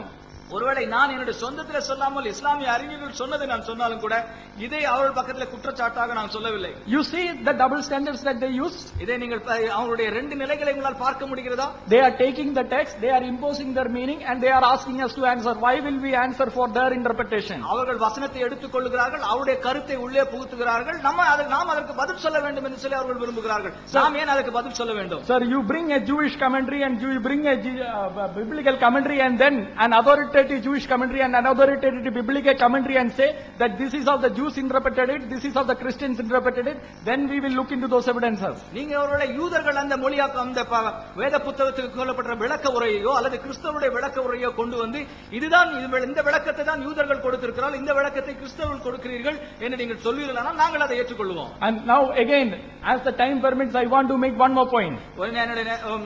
கடந்து போவதனால ஒரு காரியத்தை நான் சொல்ல விரும்புகிறேன். In Tafsir of Ibn Kathir volume 1, தஃப்சீரா இப்னு கத்தீர்ல விதமான ஒரு வாக்கு சொல்லப்பட்டிருக்கிறது. In volume 1 in the introduction he says that Allah gave both the Quran and the equal to it to Muhammad.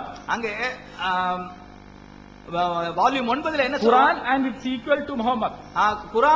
குர்ஆனுக்கு சமமான ஒன்றையும் ஹஜ்ரத் முகமதுக்கு அல்லாஹ் கொடுத்தார் என்று சொல்லப்பட்டிருக்கிறது. And what is that equal? Equal is the sunnah of Muhammad.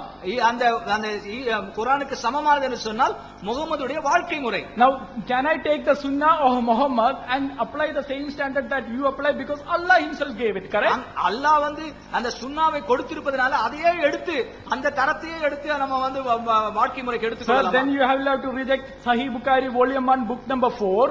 நம்ம அப்படியானால் Sahih Bukhari volume number 4 book number 4 நம்ம நிராகரிக்க வேண்டும். Sahih Bukhari volume 1 book number 5 you will have to reject it. அப்படியானால் சஹீஹ் புகாரி வால்யூம் 1 புத்தகம் 4 நம்ம நிராகரிக்க வேண்டும். Sahih Bukhari volume 1 book number 6 you will have to reject it. அங்க சஹீஹ் புகாரி வால்யூம் 1 புத்தகம் 6 நம்ம வந்து 6 நம்ம நிராகரிக்க வேண்டும். Then you will have to reject Sahih Muslim book number.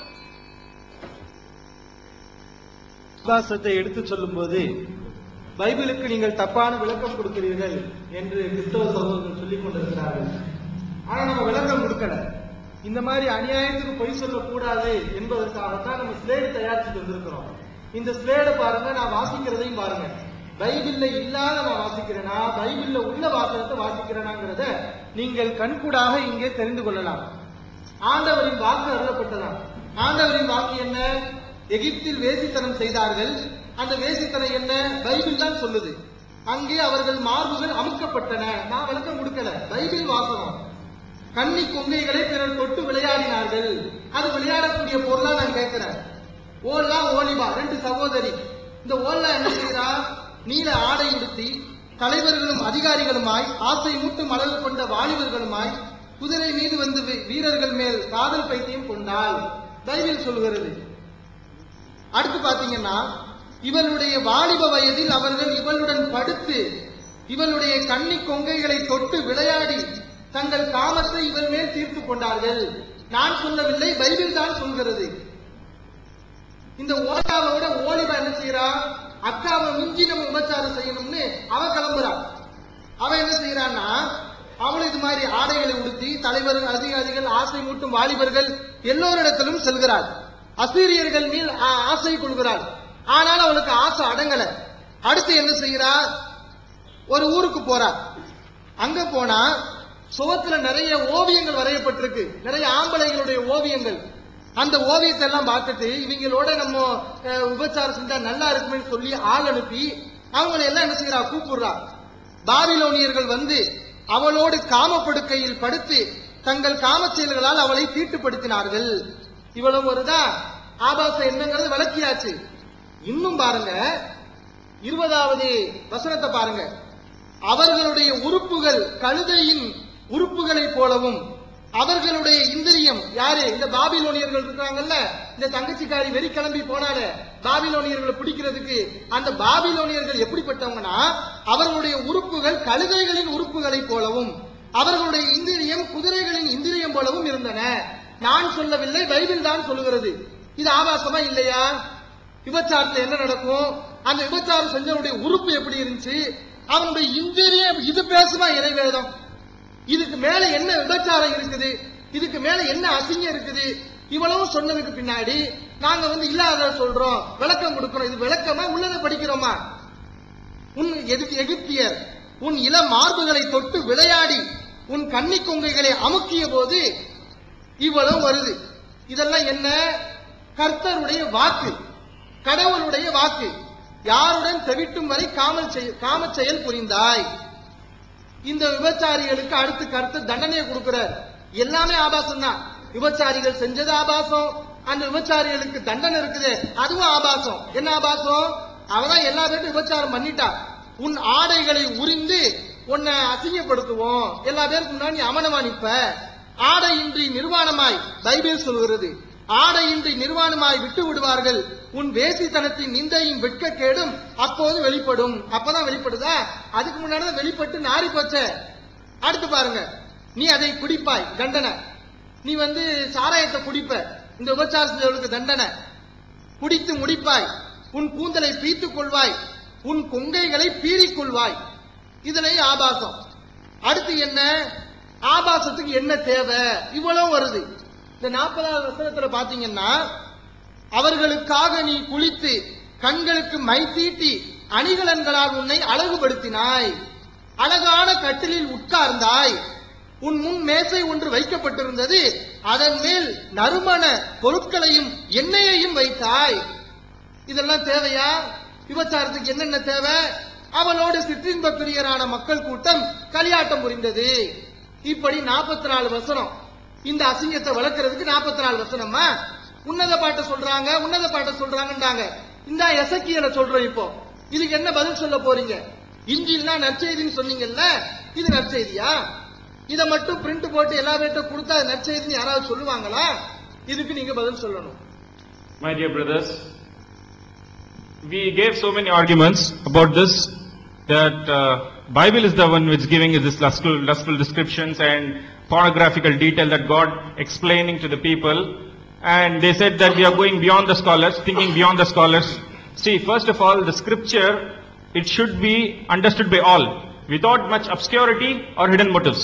You are a reader of the book. When you read it, what you got, that is what you tend to behave in your life, right? And when you read, open the Bible, all these things are mentioned. Pornography, something, like provoking humankind to have that. And amongst them is, we have already given so many chapters and proved that Bible is not the word of God. One statement is enough to prove the entire Bible wrong, that this is not the God's word. And we still have more proofs for that. If you read in Ezekiel chapter number 23, see, this is the use of the sexual content and the treatment of women in this chapter alone has a considerable scrutiny. It has proved to be the most problematic books of the Bible. You read, it says that the word of the Lord came to me. It says, you just see how it describes, the word of the Lord came to me, and speaking about 2 sister whores, they committed whoredom, prostitution, promiscuity. These are not my words. Again I'm saying, this is no cheap statements from me. This is from this Holy Bible. It says that they engage in prostitution. The first sister is Ohola. She is the elder one. And the younger one is Oholiba. Very well suits to the prostitutes, maybe, I don't know. And it says that their breasts were squeezed there. What do you want to teach? Breasts were squeezed? Is this God's word? Is this how God describes?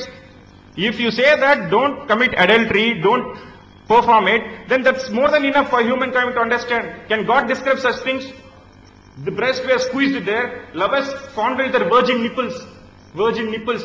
They keep on continuing the promiscuity, prostitution. Will that still be remain virgin nipples even after playing with those breast and nipples, which will, I don't know, I still seriously am not able to read such things. And she lusted after the lovers of Assyrians, all desirable young men. So look at this description, all desirable young men of Assyria, they were lusted after them. And the choicest young men, that's the main point here. And they didn't abandon the prostitution, they continued even in Egypt. And it further goes that the Babylonians, they crawled into the bed. Look at the description, they crawled into the bed to do what? They crawled into the bed. You understand this meaning, right? Crawled into the bed and they defiled her with the lust. And after she was defiled by them, she became disgusted with them. This last description. Look at this description. And it further continues that she lustfully exposed her nakedness. And it says that the genital parts of a human being compared to the animals, this verse says that she lusted after the genitals as large as those of the donkeys, and their seminal emission was as strong as that of the stallions. Can any adult parent teach such things to the children? Would any parent agree that children would go, when they go through these filthy passages, could get the wrong message? Especially this description which has the comparison of comparing the men's penis to that of the horse genital, donkey's genital, and the seminal emission, the sperm ejaculation, to that of the horse issues. Look at this comparison. How can God describe such things? It still goes, doesn't stop there. Egyptians founded the nipples and squeezed their young breast, always promiscuity, prostitution, whoredoms. She continued. And for the punishment, see, if a punishment for the adultery, how we will give? Can any man accept that for the adultery, the punishment should also be adultery? The people should wear the nakedness. Here God wants to open her nakedness for the promiscuity that she did in the countries. That she says, God says that your nakedness will be exposed. Just as when you engage in prostitution and obscene contact.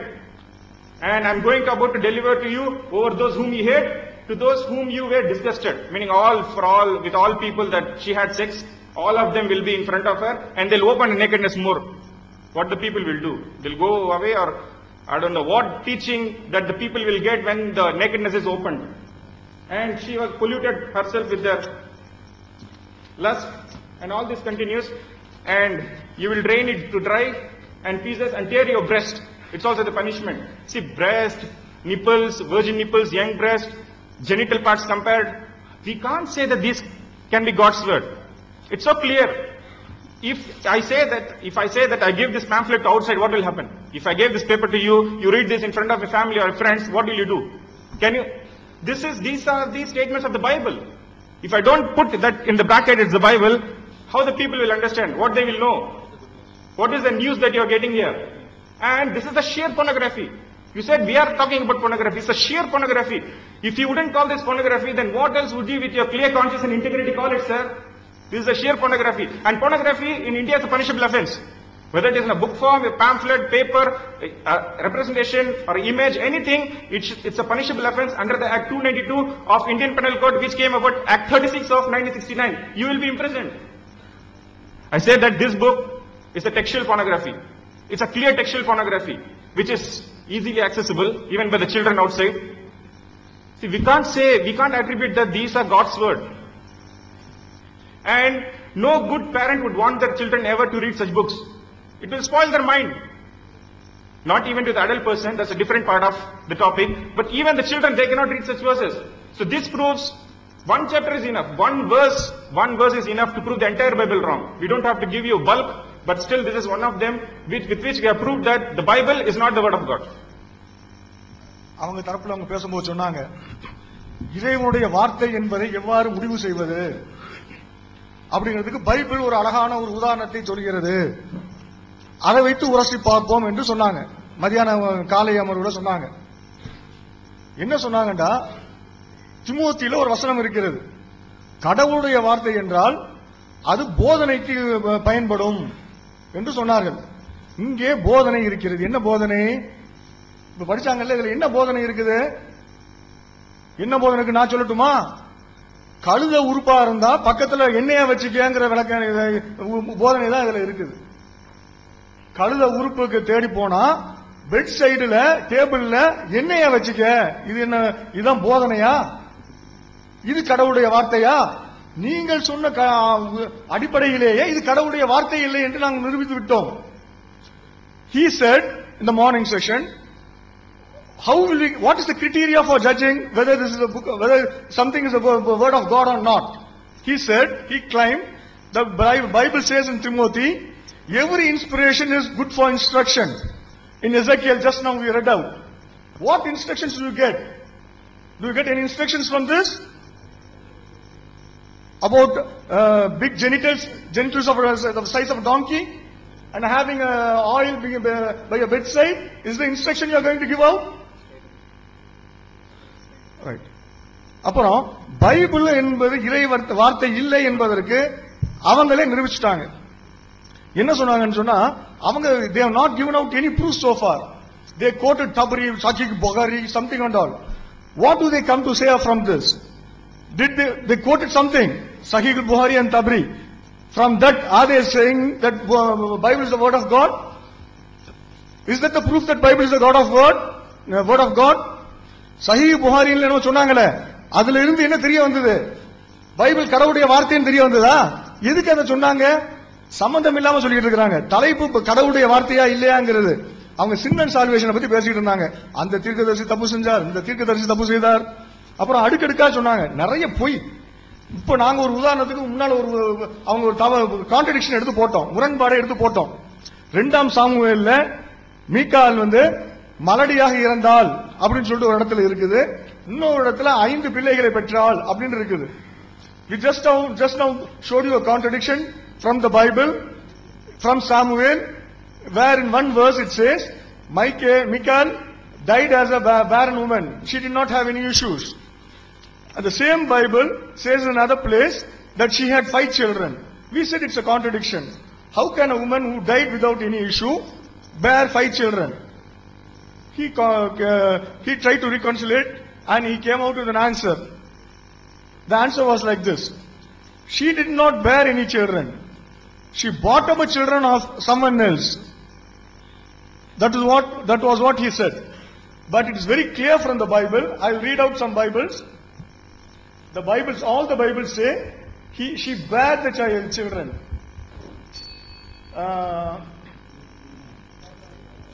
Apostles Polyglot Bible says she bare the children. And then American Standard Version says she bare to Adriel. And then Bishop's Bible says whom she bare to Adriel. So all the verses, there's no time to prepare the slide. If time permits, will you present the slides in the evening again? All the verses say that she bare the child for that man. If he says that he was the husband of a sister, then again this is illicit children. நம்ம என்ன சொன்னோம்னா ஒரு முரண்பாடை காட்டணும். இவள் பிள்ளை இல்லாமல் இறந்தால் அப்படின்னு சொல்லிட்டு ஒரு முரண்பா ஒரு இடத்துல இருக்குது. இன்னொரு இடத்துல அவருக்கு 5 பிள்ளைகள் இருக்குன்னு நாங்க சொன்னோம். அதுக்கு அவர் சொன்னாரு, அது அவர் பெத்த பிள்ளை இல்ல, அவருடைய தங்கச்சி பிள்ளை எடுத்து வளர்த்தா அப்படின்னு சொன்னாரு. பைபிள் என்ன இருக்குன்னா அவனுக்கு பெத்த பிள்ளைன்றே வருது. ஒரு வருஷம் ஒரு பைபிள்ல இல்ல, பல பைபிள்ல வருது அவனுக்கு பெத்த பிள்ளை அவனுக்கு பெத்த பிள்ளைன்னு. அப்ப அவனுக்கு பெத்த பிள்ளை உண்மையானால் திரும்பவும் கள்ளக்காதல். தங்கச்சி புருஷனோட அக்கா காரி கள்ளக்காதல். பைபிளை திறந்தாலே ஆபாசம் தான். ஒரே ப்ராஸ்டிடியூஷன், ஃபார்னிகேஷன், இதுதான் பைபிளை திறந்தாலே இதுதான் இருக்குது. அப்புறம் இன்னொன்னு சொன்னாங்க, அடிக்கடி அவங்க சொன்னாங்க, நாங்க இதெல்லாம் ஏன் தெரியுமா code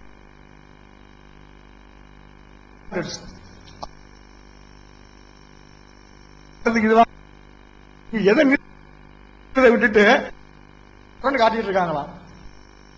They have no proof. This is a time for them to prove that Bible is the word of God. Instead, they are trying to show that we have double standards. And then they asked us, the Torah which you have, we claim that the Torah which you have and the Torah which Quran says are different. He asked for the proof. He gave the proof. I need not produce any proof. In the morning he said, அதாவது குரான் நாங்க வைத்திருக்க Torah வேற, தௌராத் வேற, அவங்க வைத்திருக்க தௌராத் வேற நம்ம சொன்னோம். அதுக்கு ஆதாரம் எங்கன்னு கேட்டாங்க. அந்த ஆதாரத்தை அவர்களே சொன்னாங்க. என்ன சொன்னாங்கடா, காலையில சொல்லும்போது சொன்னாங்க, குரான்ல அல்லாஹ் சொல்றானா முகம்மதை பற்றி இஞ்சியிலும் தௌராத்திலும் முன்னறிவிக்கப்பட்டிருக்கிறது என்று குரானிலே சொல்லப்பட்டிருக்கிறது இல்ல. அப்ப தௌராத்தை பத்தி குரான்ல அல்லாஹ் சொல்றான்ல அப்படின்னாரு.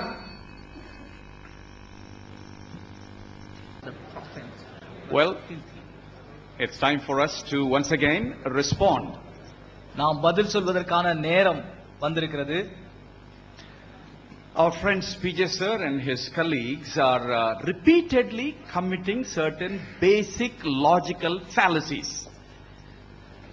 ஜனாப் பிஜே அவர்களும் அவருடைய குழுவினர்களும் தொடர்ந்தேச்சியாக தர்க்கபூர்வமான தவறுகளை செய்து கொண்டே இருக்கிறார்கள். I don't know if they are doing it knowingly or ignorantly. அதை அவர்கள் அறியாமல் செய்கிறார்களா இல்ல தெரிந்தேதான் செய்கிறார்களா என்று தெரியவில்லை. For example, உதாரணமாக, we gave a comprehensive answer about the wife and husband relationship between Solomon and his beloved, and then they still wanted to continue in that same kind of mindset. நாம் ஏற்கனவே சாலமோனுக்கும் அவருடைய சிநேகிதிக்கும் இடையில இருந்த அந்த கணவன் மனைவி உறவை குறித்து விளக்கமான பதிலை நாம் கொடுத்தும் கூட திரும்ப திரும்ப அந்த காரியத்தை சொல்லிக் கொண்டே இருக்கிறார்கள். I'm developing a sense of concern for them. அவர்களை குறித்ததான ஒரு கவலை எனக்கு வருகிறது. Because they are indulging in a logical fallacy called selective reading and citing. ஏனென்றால் அவர்கள் தர்க்கபூர்வமான தவறான குறிப்பிட்ட வாக்கியத்தை தாங்கள் விரும்புவது போல வாசித்து எடுத்துக்கொள்ளுகிற அந்த தவறை செய்கிறார்கள். If they can, I would like them to put up Song of Solomon chapter 5 verses 2 to 8 again in the same NET version of the English Bible. It is not NET actually, it is New English Translation Bible. அங்கே புதிய ஆங்கில புதிய ஏற்பாடு என்கிற அந்த மொழிபெயர்ப்பில் இருக்கிற அந்த உன்னத பாட்டு 5ஆம் அதிகாரத்தில் இருக்கிற வசனங்கள் 2-8 மீண்டுமாக அவர்கள் போட்டு காண்பிக்க விரும்புகிறார்கள், நலமாக இருக்கும். Our friends read only verse 4. நம்முடைய நண்பர்கள் 4ஆம் வசனத்தை மாத்திரம்தான் வாசித்தார்கள். But if you and our friends also read now verses 2 and 3 in the same New English translation, they will understand what the situation is. அதே மொழிபெயர்ப்பிலே வசனங்கள் 2ஐயும் 3ஐயும் நீங்களும் நம்முடைய நண்பர்களும் வாசித்தால் நன்றாக புரிந்து கொள்வீர்கள். If you want, I can read it now again. நான் நீங்கள் விரும்பினால் நான் மீண்டுமாக அதை வாசிக்க விரும்புகிறேன். And I hope this will be the final time we are going to deal with this unnecessary issue. இது தேவையற்ற இந்த காரியத்தை இதுதான் கடைசி முறையாக நாம் கூறப்போகிறோம். It is an issue not because there is anything problematic in the Bible, but the problem is in their minds. They are imagining too much. இந்த வாக்கியத்தில் எந்த விதமான குழப்பமும் இல்லை, அவருடைய மனதில் இருக்கிற குழப்பம் தான் இதில் பெரிய பிரச்சனையாக இருக்கிறது. Verse 2 says, I slept but my heart was awake. My lover is knocking. அங்கே வசனம் சொல்லுகிறது, நான் தூங்கிவிட்டேன், என்னுடைய நேசர் வந்தார், நான் கதவை தட்டினார் என்று. And I just checked the Hebrew, it is actually knocking. அங்கே நான் எபிரேய மூல பாஷையிலே நான் அதை பார்த்தேன், அதுல கதவை தட்டுகிறது என்று சொல்லப்பட்டிருக்கிறது. Knocking means you knock on the door. தட்டுகிறது என்று சொன்னால் கதவை தட்டுகிறது. So he is outside, she is inside. அங்கே அவர் வெளியில, நேசர் வெளியில இருக்கிறார், பிரியமானவள் உள்ளே இருக்கிறாள். And then after knocking for some time, there was an opening in the door, and into that he put his hand. அங்கே கதவை தட்டின பிறகு அவர் கதவு துவாரத்தில் இருந்த அந்த கதவு வழியாக தன்னுடைய கையை அவர் உள்ளே நுழைத்தார் என்று எழுதப்பட்டது. And then you go to verse 6 right there. In New English translation it says, I opened for my lover, opened the door for my lover. அங்கே 6ஆம் வசனத்திலே அதே புதிய மொழிபெயர்ப்பில் என்ன சொல்லப்பட்டிருக்கிறது என்றால், நான் அவருக்கு கதவை திறந்தேன் என்று சொல்லப்பட்டிருக்கிறது. So it is their misreading and misinterpretation. Problem is not with the text. அங்கே வாக்கியத்தில் சொல்லப்பட்டிருக்கிற வசனத்துல எந்த பிரச்சனையும் இல்ல, அதை அவர்கள் தவறாக படித்து தவறாக புரிந்து கொண்டிருப்பதுல தான் பிரச்சனை. Same is the problem with 2 Samuel chapter 21 verse 8. அதேதான் 2 சாமுவேல் 21ஆம் அதிகாரம் 8ஆம் வசனத்திலும் இருக்கிறதை பார்க்கிறோம். If they read the second part of that verse and the very next verse, verse 9, they would have understood. அந்த வசனத்தினுடைய பிற்பகுதியையும் 9வது வசனத்தை வாசித்தார்களானால் அது புரிந்து விட்டிருக்கும். She brought up children for somebody else's.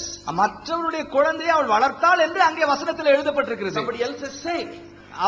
மற்றவர்களுக்காக வேண்டி அந்த பிள்ளைகளை அவள் வளர்த்தாள் என்று அங்கே எழுதப்பட்டிருக்கிறது. The text is very clear that the children are not her children. அங்கே வசனம் தெளிவாக சொல்லுகிறது அது அவளுடைய பிள்ளைகள் அல்ல என்று.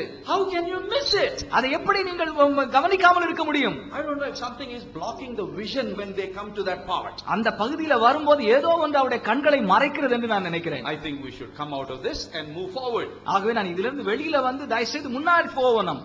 And then about that language in Ezekiel. அதே எசேக்கியேல்ல சொல்லப்பட்ட வாக்கியத்தை குறித்து பார்க்கலாம்.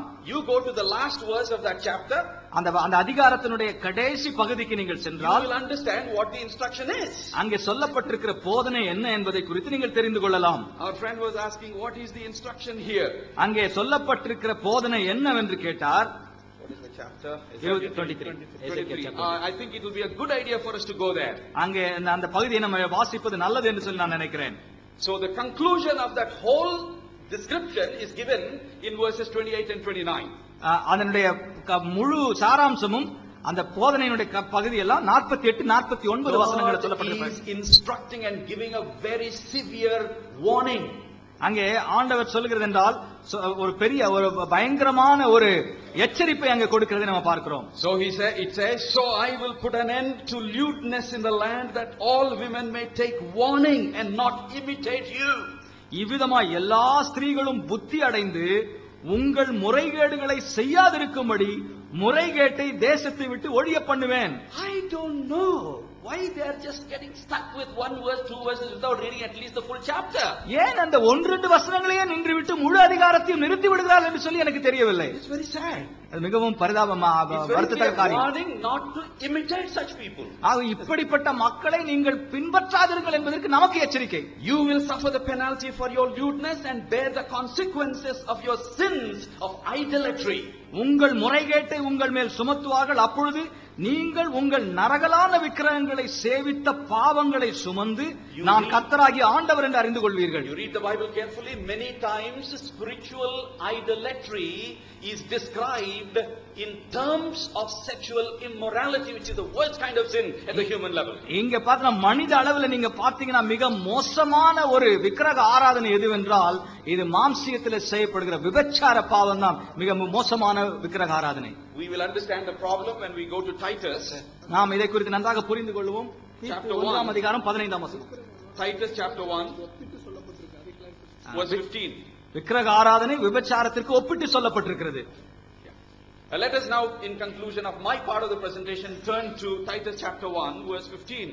முடிவாக தீத்து 1 அதிகாரம் 15 வசனத்தை எடுத்துக்கொள்வோம். It says, இவ்விதமாக சொல்லுகிறது, to the pure all things are pure, சுத்தமுள்ளவர்களுக்கு சகலமும் சுத்தமாயிருக்கும். but to those who are corrupted and do not believe, nothing is pure. அசுத்தமுள்ளவர்களுக்கும் அவிசுவாசம் உள்ளவர்களுக்கும் ஒன்றும் சுத்தமாயிராது. In fact, both their minds and consciences are corrupted. அவருடைய புத்தியும் மனசாட்சியும் அசுத்தமாயிருக்கும். I think that is the problem that we are dealing with here. இங்கே இப்படிப்பட்ட ஒரு பிரச்சனையை தான் நாம் இங்கே பார்த்து கொண்டிருக்கிறோம். And so, for the other part of the answer, I would request my friend Paul to complete. என்னுடைய மற்ற பகுதிக்கு அந்த அடுத்த கேள்விக்கான பதிலை என்னுடைய நண்பர் பால் அவர்கள் இப்பொழுது கூறுவார். My friend has challenges me with the criteria that I have brought one criteria, and according to that criteria, what is Ezekiel chapter 23? நான் இந்த எசேக்கியேல் 23 அதிகாரத்தில் சொல்லப்பட்டிருக்கிற தரம் என்ன என்பதை குறித்து நான் சொல்ல வேண்டும் என்று சொல்லி என்னுடைய நண்பர் என்னிடத்தில் சொல்லி இருக்கிறார். And he says that, see, if someone you wanted to give teaching and warning and say don't commit adultery, you can simply say, you no need to figure it out, you no need to say figuratively.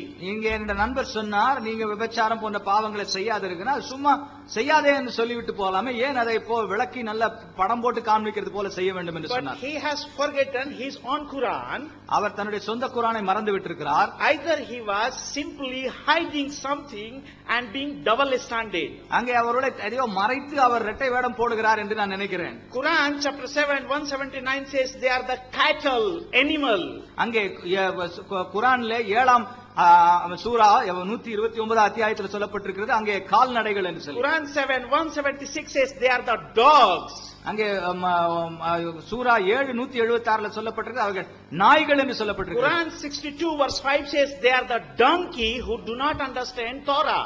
அங்கே 62:5ல அவர்கள் புரிந்து கொள்ள முடியாத கழுதைகள் என்று சொல்லி போடப்பட்டிருக்கு. Quran 74:50 says they are the asses, donkeys. அங்கே குர்ஆன் Chapter 74 verse 50 says they are the donkeys. அங்க 74:50ல அவர்கள் கழுதைகள் என்று சொல்லப்பட்டிருக்கு. Quran chapter 5 verse 60 says they are the apes, monkeys. அங்க 7:40ல அவர்கள் குரங்குகள் என்று சொல்லப்பட்டிருக்கிறது. Quran 5:60 says they are the swines, they are the pigs. அங்க வந்து சூரா chapter 5 verse 60 5:16ல பன்றிகள் என்று சொல்லப்பட்டிருக்கிறது. Quran 98 verse 6 it says they are the worst creature.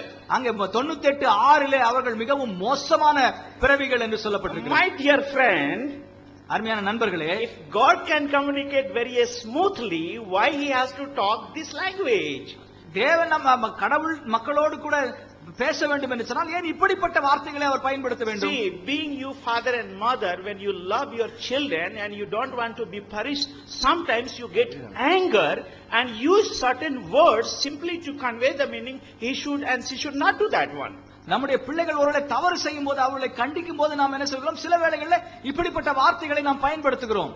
Moreover, you have not presented since morning till evening even one criteria from the Bible itself why Bible is not God's word. You have never presented. You have brought some contradiction. Where is criteria? You have brought language. Where is the criteria? Are you the prophet? Are you the authority? Are you the God? Who you are to give this? You should have some authority to validate your claim. You have given nothing, simply your own interpretation, which you cannot back it up, even from your Quran and from the Bible, both sides. அங்க காலையிலிருந்து இம்மட்டுமாக இந்த வேத புத்தகம் தான் கடவுளுடைய வார்த்தை என்பதற்கு எந்த விதமான ஒரு இல்லை என்பதற்கு எந்த விதமான ஒரு ஆதாரத்தை குர்ஆனிலிருந்தோ வேதத்திலிருந்தோ நீங்கள் சொல்லாதபடிக்கு அதற்கு உங்களுடைய சொந்த கருத்துக்களையே நீங்கள் இம்மட்டுமாய் சொல்லிக் கொண்டிருக்கிறீர்கள். And you remember, if you do not give it up and you go on, we have plenty, we have tons and tons, and you will get the same back. Therefore, being spiritual people, I am saying, Now let us shift from carnality to spirituality, because we are also a spiritual being. நாம் ஆவிக்குரிய மனிதர்களாக இருப்பதனால, ஆகவே நாம் ஆவிக்குரியவர்களாக நாம் மாறி, நம்ம மாம்சத்துக்குரியவர்களாக இருந்து வேறுபட்டு ஆவிக்குரியவர்களாக மாறி, இந்த வேத புத்தகம் கடவுளுடைய வார்த்தை இல்லை என்பதற்கான அளவுகோல் என்ன என்பதை குறித்து நீங்கள் சொல்லி நீங்கள் நிரூபிக்கும்படியாக நான் கேட்கிறேன். Yes, the Bible says that Bible is inspired God's word and the goal is to save the human being. அந்த வேத புத்தகமானது கடவுளுடைய ஆவியினாலே ஏவப்பட்ட மனிதர்கள் எழுதின வார்த்தை. இதுல மனிதனுடைய ரட்சிப்புக்கான வார்த்தைகள் இருக்கிறது. Now when I said that yes, when Bible says salvation, Bible includes 6 things. அங்கே ரட்சிப்பு என்பதை குறித்து சொல்லும்போது வேத புத்தகம் 6 காரியத்தை சொல்லுகிறது. Number 1, முதலாவது காரியம், born again in the nature of God, and Quran do not have. If have, please tell us. இந்த மறுபடியும் தேவனுடைய சாயலுக்கு ஒப்பாக மாறுகிற அந்த மறுபிறப்பை குறித்து வேதாகமம் சொல்லுகிறது, குர்ஆன் சொல்லவில்லை. Number 2, be free from sinful nature, and in Quran you don't have, only Bible has it. பாவ சுபாவத்திலிருந்து விடுதலை பெறுங்கள் என்று சொல்லி வேதாகமம் சொல்லுகிறது, குர்ஆன் சொல்லவில்லை. Number 3, have power over Satan, and there is only one person, Jesus Christ, who is victorious over Satan in Hadith and in the Bible, and there is no other individuals. இங்கே வேதாகமத்தில் சொல்லப்பட்டிருக்கிற காரியம் என்னவென்றால், இயேசு கிறிஸ்து மாத்திரம்தான் பிசாசின் மேல அதிகாரம் உடையவராய் இருந்தார், அவனை ஜெயித்தார் என்று சொல்லி ஹதீஸிலோ குர்ஆனிலோ மற்ற எந்த இடத்திலோ அதை வேறு யாரை குறித்தும் சொல்லப்படவில்லை. For example, உதாரணமாக we are not trying to criticize the Hadith or Quran, but simply what we are saying, there are certain things recorded in the Hadith. இங்கே ஹதீஸையோ குர்ஆனையோ நாங்கள் குறை சொல்ல வரவில்லை. ஹதீஸ்ல சொல்லப்பட்ட சில காரியத்தை நான் உங்களுக்கு சொல்ல Sahih விரும்புகிறேன். al-Bukhari volume 4 hadith number 641 says, Prophet Muhammad narrated, means so and so, it was narrated by Ibn Musayba and so that every child who is born of Adam, Satan comes and touches, except Jesus and her mother Mary. அங்கே புகாரி புத்தகம் 55 volume 4 அங்கே சொல்லப்பட்டிருக்கிறது, இயேசுவையும் அவருடைய தாயாகிய மரியம் தவிர மற்ற எல்லா குழந்தைகளையும் சாத்தான் தொட்டு விட்டான் என்று சொல்லி போடப்பட்டிருக்கிறது. Sahih al-Bukhari volume 4 hadith number 506 it says, every child is touched by Satan except Jesus and his mother Mary. அங்கே புகாரி வால்யூம் 4 புத்தகம் 54 506வது வாக்கியத்தில் சொல்லப்பட்டிருக்கிறது, இயேசு கிறிஸ்துவை தவிர எல்லா பிள்ளைகளையும் அங்கே சைத்தான் தொட்டு விட்டான் என்று சொல்லப்படுகிறது. Further, Sahih al-Bukhari volume 6 hadith number 71 says, every child who is born is touched by Satan except Jesus and his mother Mary. அங்கே மறுபடியுமாக இந்த சையத் புகாரி 60வது வால்யூம்ல அங்கே சொல்லப்பட்டிருக்கிறது, இயேசு கிறிஸ்துவை தவிர எல்லா பிள்ளைகளையும் சாத்தான் தொட்டு விட்டான் என்று சொல்லி. Even Prophet Muhammad himself was under the power of magic so many times. அங்கே முகமது நபி அவர்கள் கூட ஒரு மந்திர He was under power of magic. மந்திர சக்தியினாலே ஆட்கொள்ளப்பட்டிருந்தார் என்று சொல்லப்பட்டிருக்கிறது. We have a separate debate, we will deal with that. அதற்கு தனியாக ஒரு விவாதம் இருக்கிறது, அதை குறித்து நாம் பிற்பாடு பார்ப்போம். The point is, Bible purpose is to give salvation from sin, from Satan, and only Jesus is the only savior. And brother, what he was saying, you wanted to save the Muslim? Yes, not me. This is what the Bible intends. This is what all the prophets intend. This is what the God of the Bible intends, that every Muslims, everyone should be saved. இங்கே நாங்கள் வேதாகமம் சொல்லுகிற காரியம் என்னவென்றால், ரட்சிப்பும் பாவத்திலிருந்து விடுதலையும் இயேசு கிறிஸ்து மூலமாகத்தான் வருகிறது. ஆகவே ஒவ்வொரு மனிதனும் இஸ்லாமியரோட சேர்த்து எல்லா மனிதர்களும் ரட்சிக்கப்பட வேண்டும் என்றுதான் இந்த வேத புத்தகம் விரும்புகிறது. Now I wanted to take it little further. இன்னும் அதிகமாக நான் சொல்ல விரும்புகிறேன். Jesus who is a savior, he is a God himself. அங்கே ரட்சகராக வந்த இயேசு கிறிஸ்து தேவன், அவரே தேவன் என்று சொல்லி பார்க்கிறோம். In Isaiah chapter 48 verse 11 to 17 it says, I am the first, I am the last, I am creator, I am your God, I am your redeemer. அங்கே ஏசாயா 48ஆம் அதிகாரம் 11ஆம் வசனத்தில் வாசிக்கிறோம், நான் பிந்தினவரும் நான் முந்தினவரும் நானே தேவனும் நானே உருவாக்கினவருமாய் இருக்கிறேன் என்று. And I have 10 scholars to support this. இதற்கு 10 அறிஞர்களுடைய சாட்சி இருக்கிறது. One of the greatest commentator John Gill says that here the speaker is Yahweh God the Son Jesus Christ. அங்கே ஜான் கில் என்று சொல்லுகிறார், இங்கே சொல்லப்பட்டிருக்கிறவர் இயேசு கிறிஸ்துவாகிய ஆண்டவர் என்று அவர் சொல்லுகிறார். Jamieson he says here the speaker is Jesus Christ Yahweh God. அங்கே இயேசு கிறிஸ்து யெகோவாவாகிய தேவனாக இங்கு சொல்லப்பட்டிருக்கிறார் என்று ஜெமி என்கிறவர் சொல்லுகிறார். Origen says here the Savior is Jesus Christ, Yahweh God. அங்கே ஓரிகன் என்பவர் சொல்லுகிறார் இங்கே சொல்லப்பட்டிருக்கிற ரட்சகர் இயேசு கிறிஸ்துவாகிய தேவன் என்று சொல்லுகிறார். So you are asking criteria. நீங்கள் அளவுகோலை கேட்கிறீர்கள். Bible brings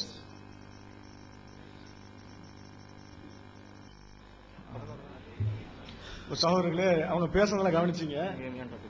அதுல ஒழுங்கான ஒரு வாதமும் வைக்கல. நாங்க அவன் என்ன கேட்டுக்கிட்டு இருக்கிறோம், பைபிள் இறைவனுடைய வார்த்தை என்பதற்கு ஆதாரத்தை தாங்கன்னு கேட்டோம். அதுக்கு அவங்க என்னென்னமோ சொல்லிட்டு இருக்காங்க. குர்ஆன்ல நாயும் கழுது என்று இருக்குது. அது நாய் கழுதியுடைய ஜாமான் இருக்குது. அந்த சைஸ் ஜாமான தேடி போனான்னு இருக்குது. அதுவும் கழுதுன்னு சொல்றது ஒண்ணா? அதே மாதிரி கழுதையும் கழுதி ஜாமாங்கிறது ஒண்ணா? அப்புறம் புகாரியில இருக்குது, அதெல்லாம் கோட் பண்ணாங்க. இந்த புகாரியில சைத்தான் எல்லா குழந்தைகளையும் டச் பண்ணனா, ஈசாவையும் இயேசுவையும் மரியாம் இயேசுடைய தாயும் தவிர அப்படின்னு சொல்லிட்டு புகாரில இருக்குது. சரி இருக்கட்டும். அதனால பைபிள் குர்ஆன் இறைவனுடைய வார்த்தைன்னு ஆயிருச்சா? அதுல இருந்து பைபிள் இறைவனுடைய வார்த்தைன்னு எப்படி நிரூபிக்கிறீங்க?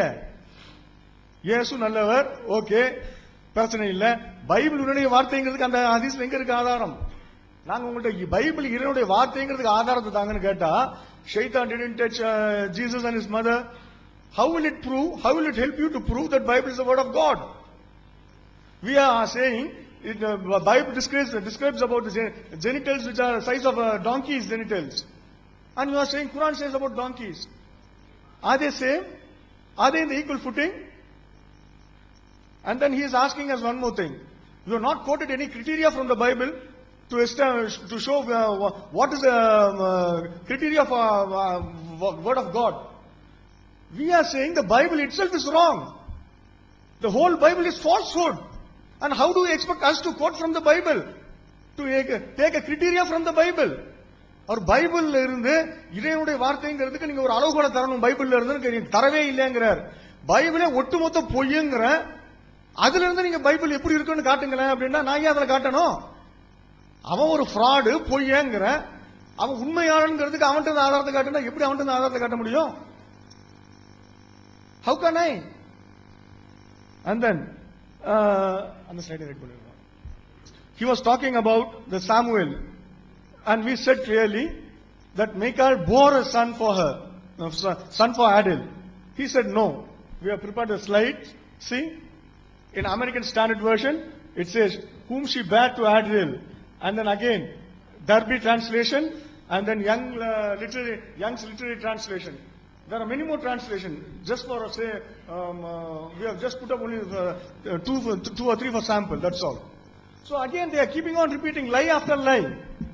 Why do you insist on lies? Why do you keep talking lies? பொய்க்கு மேல பொய் சொல்லியா நிரூபிக்கணுமா? அவளை பெறவில்லை, வளர்த்தான் வளர்த்தான். நீங்க நாங்க பைபிள்ல பெற்றான் பெற்றான்னு காட்டிட்டு இருக்கிறோம். அது நாங்க மொழிபெயர்க்கலையே, முஸ்லிம் ஸ்காலர்ஸ் இல்லையே, எல்லாம் கிறிஸ்டியன் ஸ்காலர்ஸ் தானே. அதுக்கு பதில் சொல்றதை விட்டுட்டு இயேசுவை சைத்தான் தொடவில்லை என்று புகாரியில் இருக்கிறது. நாங்க முரண்பாட கேட்டுக்கிட்டு இருக்கோம், அதுக்கு பதில் சொல்லல. அதே மாதிரி நான் முதல்ல சொல்லும் போது தமிழ் டிரான்ஸ்லேஷன்ல வேணா தப்பா இருக்கும். தமிழ் டிரான்ஸ்லேஷன் நாங்க செய்யலையே, அதுவும் நீங்க செஞ்சது தானே. அப்ப தமிழ் டிரான்ஸ்லேஷன் தப்புன்னு சொல்லுங்க. He said might be your Tamil translation might be wrong. Our English translation is correct. Then declare that your Tamil translations are wrong. Declare that that is not the Bible. What the Tamil speaking Christians are holding is not the Bible. At least declare that. Or tell what the Bible the Tamil speaking people are having is wrong. Right. And then he called us, he told us, come away from cardinality to spirituality. We are talking about spirituality. Spirituality of your Bible. You are asking us to come out from the Bible. Why are you so upset? பைபிளை பத்தி நாங்க சொன்னா மாமிச செய்திகளை விட்டு விட்டு ஆவிக்குரிய செய்திகளை பத்தி பேசுங்கிறீங்க. நாங்க ஆவிக்குரிய செய்தி இந்த பைபிள் சொல்றதை பத்தி நாங்க பேசிக்கிட்டு இருக்கிறோம். அதே மாதிரி முதல்ல சொல்லி பாதியில விட்டுட்டேன். தோரா, உங்கள்கிட்ட இருக்கிற தோரம் எங்கள்கிட்ட இருக்கிற தோரம் வேறு வேறுங்கிறீங்களா? அதுக்கு ஆதாரம் என்னன்னா நீங்க தான் சொன்னீங்க. குர்ஆன்ல சொல்லப்பட்டிருக்குது, இஞ்சியிலும் தோராவிலும் முகமதை பற்றி முன்னறிவிப்பு செய்யப்பட்டிருக்கிறது என்று. அவன்ட்டு உங்க குர்ஆனிலே இருக்கிறதே என்று கேட்டார். குர்ஆன்ல இருக்குது. இப்ப நீங்க வச்சிருக்கிறதுல இல்லையே, முகமது பற்றி முன்னறிவிப்பதுல இல்லையே. தோராவுல இருக்குன்னு குர்ஆன் சொல்லுச்சுல, நீங்க வச்சிருக்கிறதுல இல்லையே. அப்ப நீங்க வச்சிருக்க தோரா இல்ல. அதான் நாங்க சொல்லிக்கிட்டு இருக்கோம் இவ்வளவு நேரம். வேற என்ன ப்ரூஃப் காட்ட முடியும்? அப்புறம் இன்னொன்னு சொன்னீங்க, உங்களுக்கு சந்தேகம் இருந்தால் சந்தேகம் வேதமுடையவர்கள்ட்ட தௌராத்தை உடையவர்கள்ட்ட போய் கேட்டு பாருங்கன்னு சொல்லிட்டு. என்ன விஷயத்தை கேட்க சொல்லிச்சு? அதுக்கு முன்னால் ஒரு வசனத்தை பாருங்க. இதுக்கு முன்னால் அனுப்பப்பட்ட தூதர்கள் எல்லாம் ஆண்களை தவிர வேற யாரும் இல்லை. இதில் சந்தேகம் இருந்தால் வேதமுடையவர்கள்ட்ட தௌராத்தை உடையவர்கள்ட்ட போய் கேட்டு பாருங்க அப்படின்னு சொல்லிட்டு இருக்குது. அதை நீங்க போய் பைபிள்ல போய் பாருங்க. பைபிள்ல லேடிஸ் எல்லாம் ப்ராஃபட்டஸ் சொல்லிட்டு வச்சிருக்கீங்களே, பெண்களை எல்லாம் தீர்க்கதரிசிகள் இருக்கீங்களே, அப்ப முரணாதான இருக்குது. அப்ப குர்ஆன் சொன்ன தௌராவும் இதுவும் ஒண்ணு இல்லையே.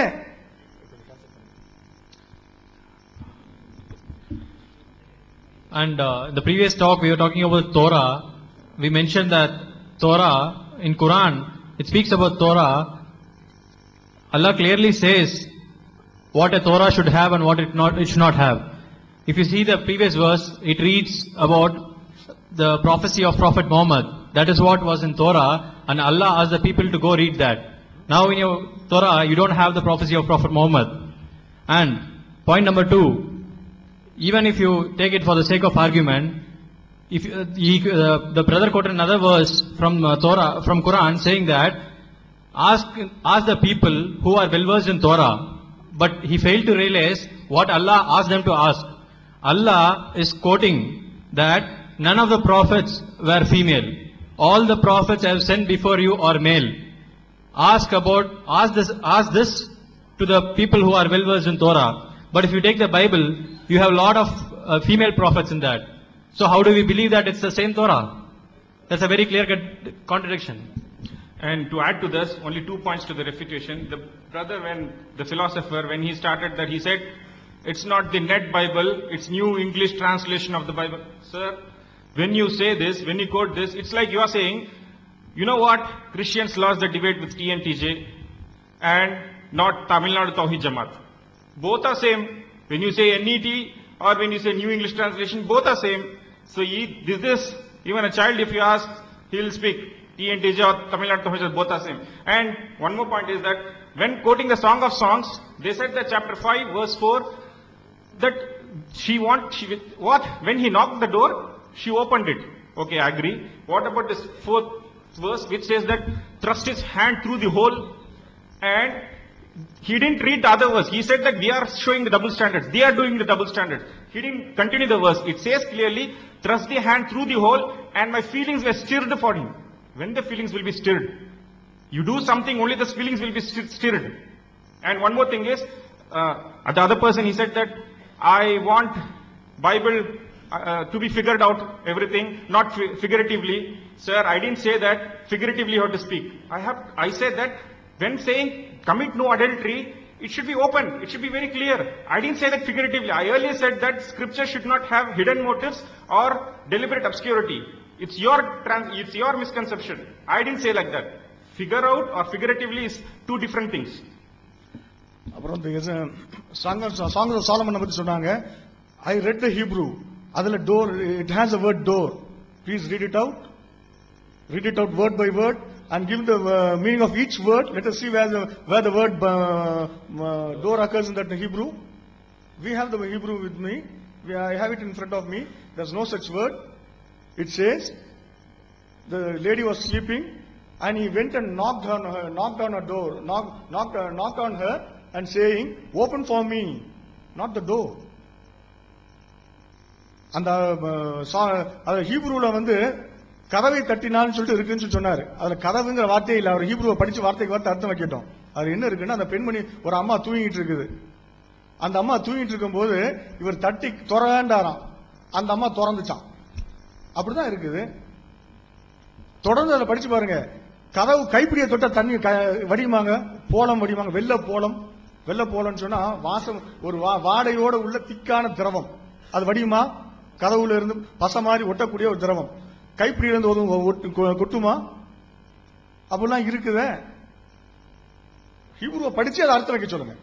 சும்மா புருடா விட்டு போக கூடாது. அதே மாதிரி இது நல்ல கண்ணோட்டத்துல பார்க்கணும். இது ஆபாசத்தோட பார்க்க கூடாது. இதுதான் சினிமாக்காரங்க சொல்லிக்கிட்டு இருக்கிறான். ஆபாசமா படத்தை எடுத்துட்டு கலை கண்ணோட்டத்தை பாருங்கிறான். நீங்க பொய் சொல்லிக்கிட்டு இருந்தாலும் அவன் நல்லவன் தான், எல்லாம் நல்லதான் சொல்றான் அப்படின்னு நினைச்சிட்டு இருப்பீங்களா? அவன் பொய் சொன்னாண்டா பொய் தான் சொல்றான்னு சொல்லுங்க, அதையும் நல்ல கண்ணோட்டத்துல பார்க்க நீங்க எதிர்பார்க்கறது சரியில்லையே. இப்ப அடுத்தது இன்னொன்னு எடுத்து போட போறாங்க. அன்பிற்குரிய சகோதரர்களே, பைபிள் இறைவேதம் இல்லை என்பதற்கு அடுக்கடுக்கான ஆதாரங்களை எடுத்துக் போட்டுக் கொண்டிருக்கிறோம். ஆனால் சகோதரர்கள் ஆதாரம் காட்டவில்லை என்று சொல்லிக் கொண்டிருக்கிறார்கள். இதை விட பெரிய ஆதாரம் என்ன இருக்குது? ஒரு மனுஷன் வெளியில உள்ளவன் இதை பேசினான்னா அவன் மூளை இல்லாதவன், வெக்கம் இல்லாதவன், மானம் இல்லாதவன் சொல்லுவோம். அதை இது உங்க இறைவேதம் நீங்க சொல்லக்கூடியதுல எழுதி வச்சிருக்கிறீங்க. இதை விட வெளிய என்ன ஆதாரம் இருக்குது? ஒரு விஷயத்தை, அடுத்த விஷயத்தை நான் சொல்றேன். 2 சாமுவேல் 13வது அதிகாரம், அதுல 1வதுல இருந்து ஒரு நிகழ்ச்சி, அண்ணனும் தங்கையும் செய்த விபச்சாரம் விவரிக்கப்படுகிறது. இவங்க என்னமோ கணவன் மனைவிக்கு மத்தியில தான் நடக்குதுன்னு சொன்னாங்க. இனி எல்லாம் வரும். அண்ணன் தங்கைக்கு மத்தியில, மாமனார் மருமக, எல்லா விஷயத்தையும் பட்டியல் போடுவோம். தாவீதின் மகனான அம்னோன் என்பவன் இந்த அசிங்க செயலை செய்யறான். அப்ப செஞ்ச சேட்டை தனி, அது ஒரு பட்டியல் இருக்குது. இந்த அம்னோன் என்ன செய்யறான்னா, அவனுடைய தங்கச்சி தாமார் மேல ஆசை வைக்கிறான். அவன் நோய்வாய்ப்படுறான், மெலிஞ்சு போறான். இந்த தாமார் கன்னி பெண்ணாக இருக்கிறதுனால அவளோட தகாத உறவு கொள்ள முடியாது, அது கடினம். அதே கன்னி பெண் இல்லாட்டினா அவளோட ஈஸியா என்ன செய்யலாம், தகாத உறவு கொண்டுக்கலாம். இப்படி அவன் நினைச்சிட்டு இருக்கானா, அவனுக்கு யோனாதாப்னு ஒரு சகோதரன், கூறுகட்ட சகோதரன். அவன் கேட்கிறான், அரசரே நீங்க மெலிஞ்சுக்கிட்டே போறீங்களே, ஏன் நாளுக்கு நாள் தேஞ்சு போறீங்க, உங்களுடைய கவலைதான் என்ன அப்படின்னு கேட்கிறான். அதுக்கு இவன் சொல்றான், இந்த மாதிரி என்னுடைய தங்கச்சி தாமாரனை அடையணும் அப்படிங்கிறான். அப்ப இவன் என்ன செய்யணும், உண்மையான நண்பனா இருந்தா அவன் மண்டையில் 4 தட்டு தட்டி அடக்க, இந்த மாதிரி எல்லாம் நினைக்க கூடாதா, தங்கச்சியை பத்தி இப்படி தப்பா நினைக்கிறியே, அவன் புத்திமையை சொல்லியிருக்கணும். ஆனா இவன் அவனோட அயோக்கியனா இருப்பான் போல. இவன் என்ன செய்யறான், உன்னுடைய தந்தை வருவார்ல, வரும்போது தந்தை இடத்துல தாமார் உணவுப் பொருளை தயாரிச்சு கொடுக்கணும் அப்படின்னு கோரிக்கை வை, அவன் வரும்போது நீ உன்னுடைய நாட்டத்தை நிறைவேற்றிக்கோ அப்படின்னு ஐடியா கொடுக்கறான். அதே மாதிரி தந்தை வருகிறார். இவன் என்ன செய்யறான், அம்னோனு தந்தைகிட்ட கேட்கிறான், என் கண் முன் 2 பணியாரங்களை செய்து கொடுக்க அவளை அனுப்பும்படி வேண்டுகிறேன். இவன் 2 பணியாரம் சொல்லும் போது தந்தை சுதாரிச்சிருக்கணும், சுதாரிக்கல. அதே மாதிரி என்ன செய்யறாரு, தாமார்ட்ட போய் நீ சகோதரனுக்கு பணியாரம் செஞ்சு கொடு அப்படின்னு சொல்றாரு. தாமார் பணியாரம் செஞ்சுட்டு வர்றா. வந்தோடனே ஆளுகள் எல்லாம் இருக்கிறாங்க. இவன் பணியாரம் மட்டும் திங்கிறவனா இருந்தா என்ன சொல்லியிருக்கணும், பணியாரத்தை தின்னுட்டு போகணும். ஆனா இவன் என்ன சொல்றான், எல்லோரும் வெளியே போனாலன்றி நான் சாப்பிட மாட்டேன். பணியாரம் சாப்பிடுறதுக்கு எதுக்கு ஒருத்தி தனியா இருக்கணும் உனக்கு, எல்லோரும் வெளியே போகணுமா பணியாரம் சாப்பிட, எல்லாரும் வெளியே போகணுங்கிறான். எல்லா பேரும் வெளியே போறாங்க, அந்த 2 பேரை மட்டும் விட்டுட்டு எல்லா பேரும் போறாங்க. அப்ப இவன் என்ன செய்யறான், அம்னோன் தங்கச்சி கையை பிடிச்சு, தங்காய் இங்கே வா, என்னோடு படு, நான் சொல்லவில்லை பைபிள் சொல்கிறது. அசிங்கமா பேசுவங்கிறீங்க, இது பைபிள்ல தான் இருக்குது. தங்காய் இங்கே வா, என்னோடு படு. இவன் அண்ணன் வேண்டாம், என்ன கற்பழிக்காத அப்படின்னு சொல்றா. அவள் என்ன, இவளுக்கு ஆசை இல்லாம இல்ல, ஆசைதான். ஆனா தான் ஒரு விபச்சாரியா இருக்க ஆசை இல்ல. அரசரிடம் நீ கேள், அவரை என்னை மனைவியாக தர மறுக்க மாட்டாள். நான் தங்கச்சியா இருந்தாலும் என்ன கல்யாணம் பண்ணிட்டு உன்னுடைய நாட்டத்தை நிறைவேற்று அப்படிங்கிறான். ஆனா அவன் இதுக்கு செவி கொடுக்காம வலுவந்தமாய் அவளை பிடித்து அவளோடு படுத்தான். கதையை முடிச்சுட்டானா, அதுக்கப்புறம் வெறுப்பு, எந்த அளவுக்கு வெறுப்பு, எந்த அளவுக்கு அவன் மேல பாசம் வச்சு உருகிட்டான். அதை விட அவனுக்கு வெறுப்பு அதிகமாயிருச்சான். நீ எழுந்து போய் என்று அவளை வெறுத்து ஒதுக்கினான்னு ஒரு சம்பவம் இதுல சொல்லப்படுது. இதை நம்ம கேட்கறது என்னன்னு சொன்னா, இந்த கதையை இறைவேதத்தில் எழுதி வச்சிருக்கிறீங்க, இந்த மாதிரி கதைகளை நான் எழுதி வச்சா என்ன கேவலமானவன், அசிங்கமானவன் அப்படின்னு சொல்லுவீங்க. அப்ப இறைவேதத்துல மட்டும் இது இப்படி இருக்கலாம்? இதுதான் பரிசுத்த வேத ஆகமமா? இந்த கதையை படிச்சதுக்கு பின்னாடி ஒரு அண்ணன் தங்கச்சிட்ட உண்மையாகவே பணியாரம் கேட்க முடியுமா? அப்படி பணியாரம் கேட்டா அந்த தங்கச்சி என்ன நினைப்பா? நீங்க ஒவ்வொருவரும் யோசிச்சு பாருங்க. இந்த சம்பவம் எதுக்கு இறைவேதத்துல ஆதாரம் காட்டவில்லை, ஆதாரம் காட்டிதான் பெரிய ஆதாரம். இதை விட பெரிய ஆதாரம் என்ன இருக்கிறது? பைபிள் விபச்சாரத்தை கண்டிக்குதுன்னு சொல்லி சில வசனங்கள் எடுத்து போட்டாங்க. இதெல்லாம் ஆதாரமாகுமாங்க? கொஞ்சம் யோசிச்சு பாருங்க. ஒருத்தன் நிர்வாணமாக இருந்து கொண்டு ஆபாசம் கூடாதுன்னு கத்துறான். ஆனா அவன் நிர்வாணமா இருக்கிறான். இப்படி பேசுறதுனால அவன் ஆபாசத்துக்கு எதிராக பேசிட்டான்னு அர்த்தமா? பைபிளுடைய நிலை அப்படித்தானே இருக்குது. ஒரு பக்கம் விபச்சாரம் கூடாதுன்னு சொல்லிட்டு இன்னொரு பக்கம் எல்லா விபச்சாரத்தையும் விவரிக்கக்கூடிய வகையில இருக்குது. இது இறைவேதமா இருக்கவே முடியாது.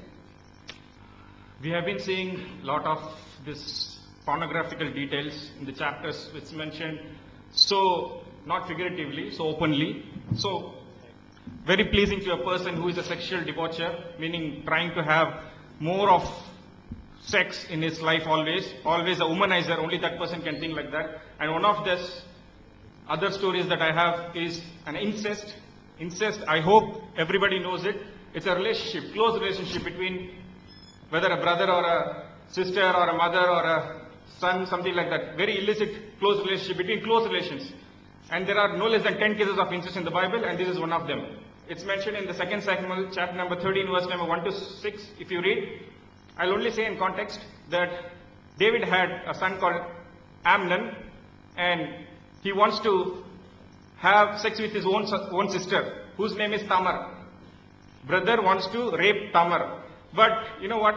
Tamar is a very young virgin girl, and it's out of question for him. That's what the description is, out of question. Whatever matter is, whether it is head or tail, I have to rape her or I have to have sex with her. So what he does, he is so sick about it. I mean, he's always thinking about it. And he has a friend called Jonathan, who is who asks him, "Oh Amnon, what happened to you? As I see that you are in a depressed mood always." So he gives him, he tells him that I want to have sex with my sister. This idiot Jonathan, instead of warning him, he is giving another advice to him that go and lie in the bed, and when you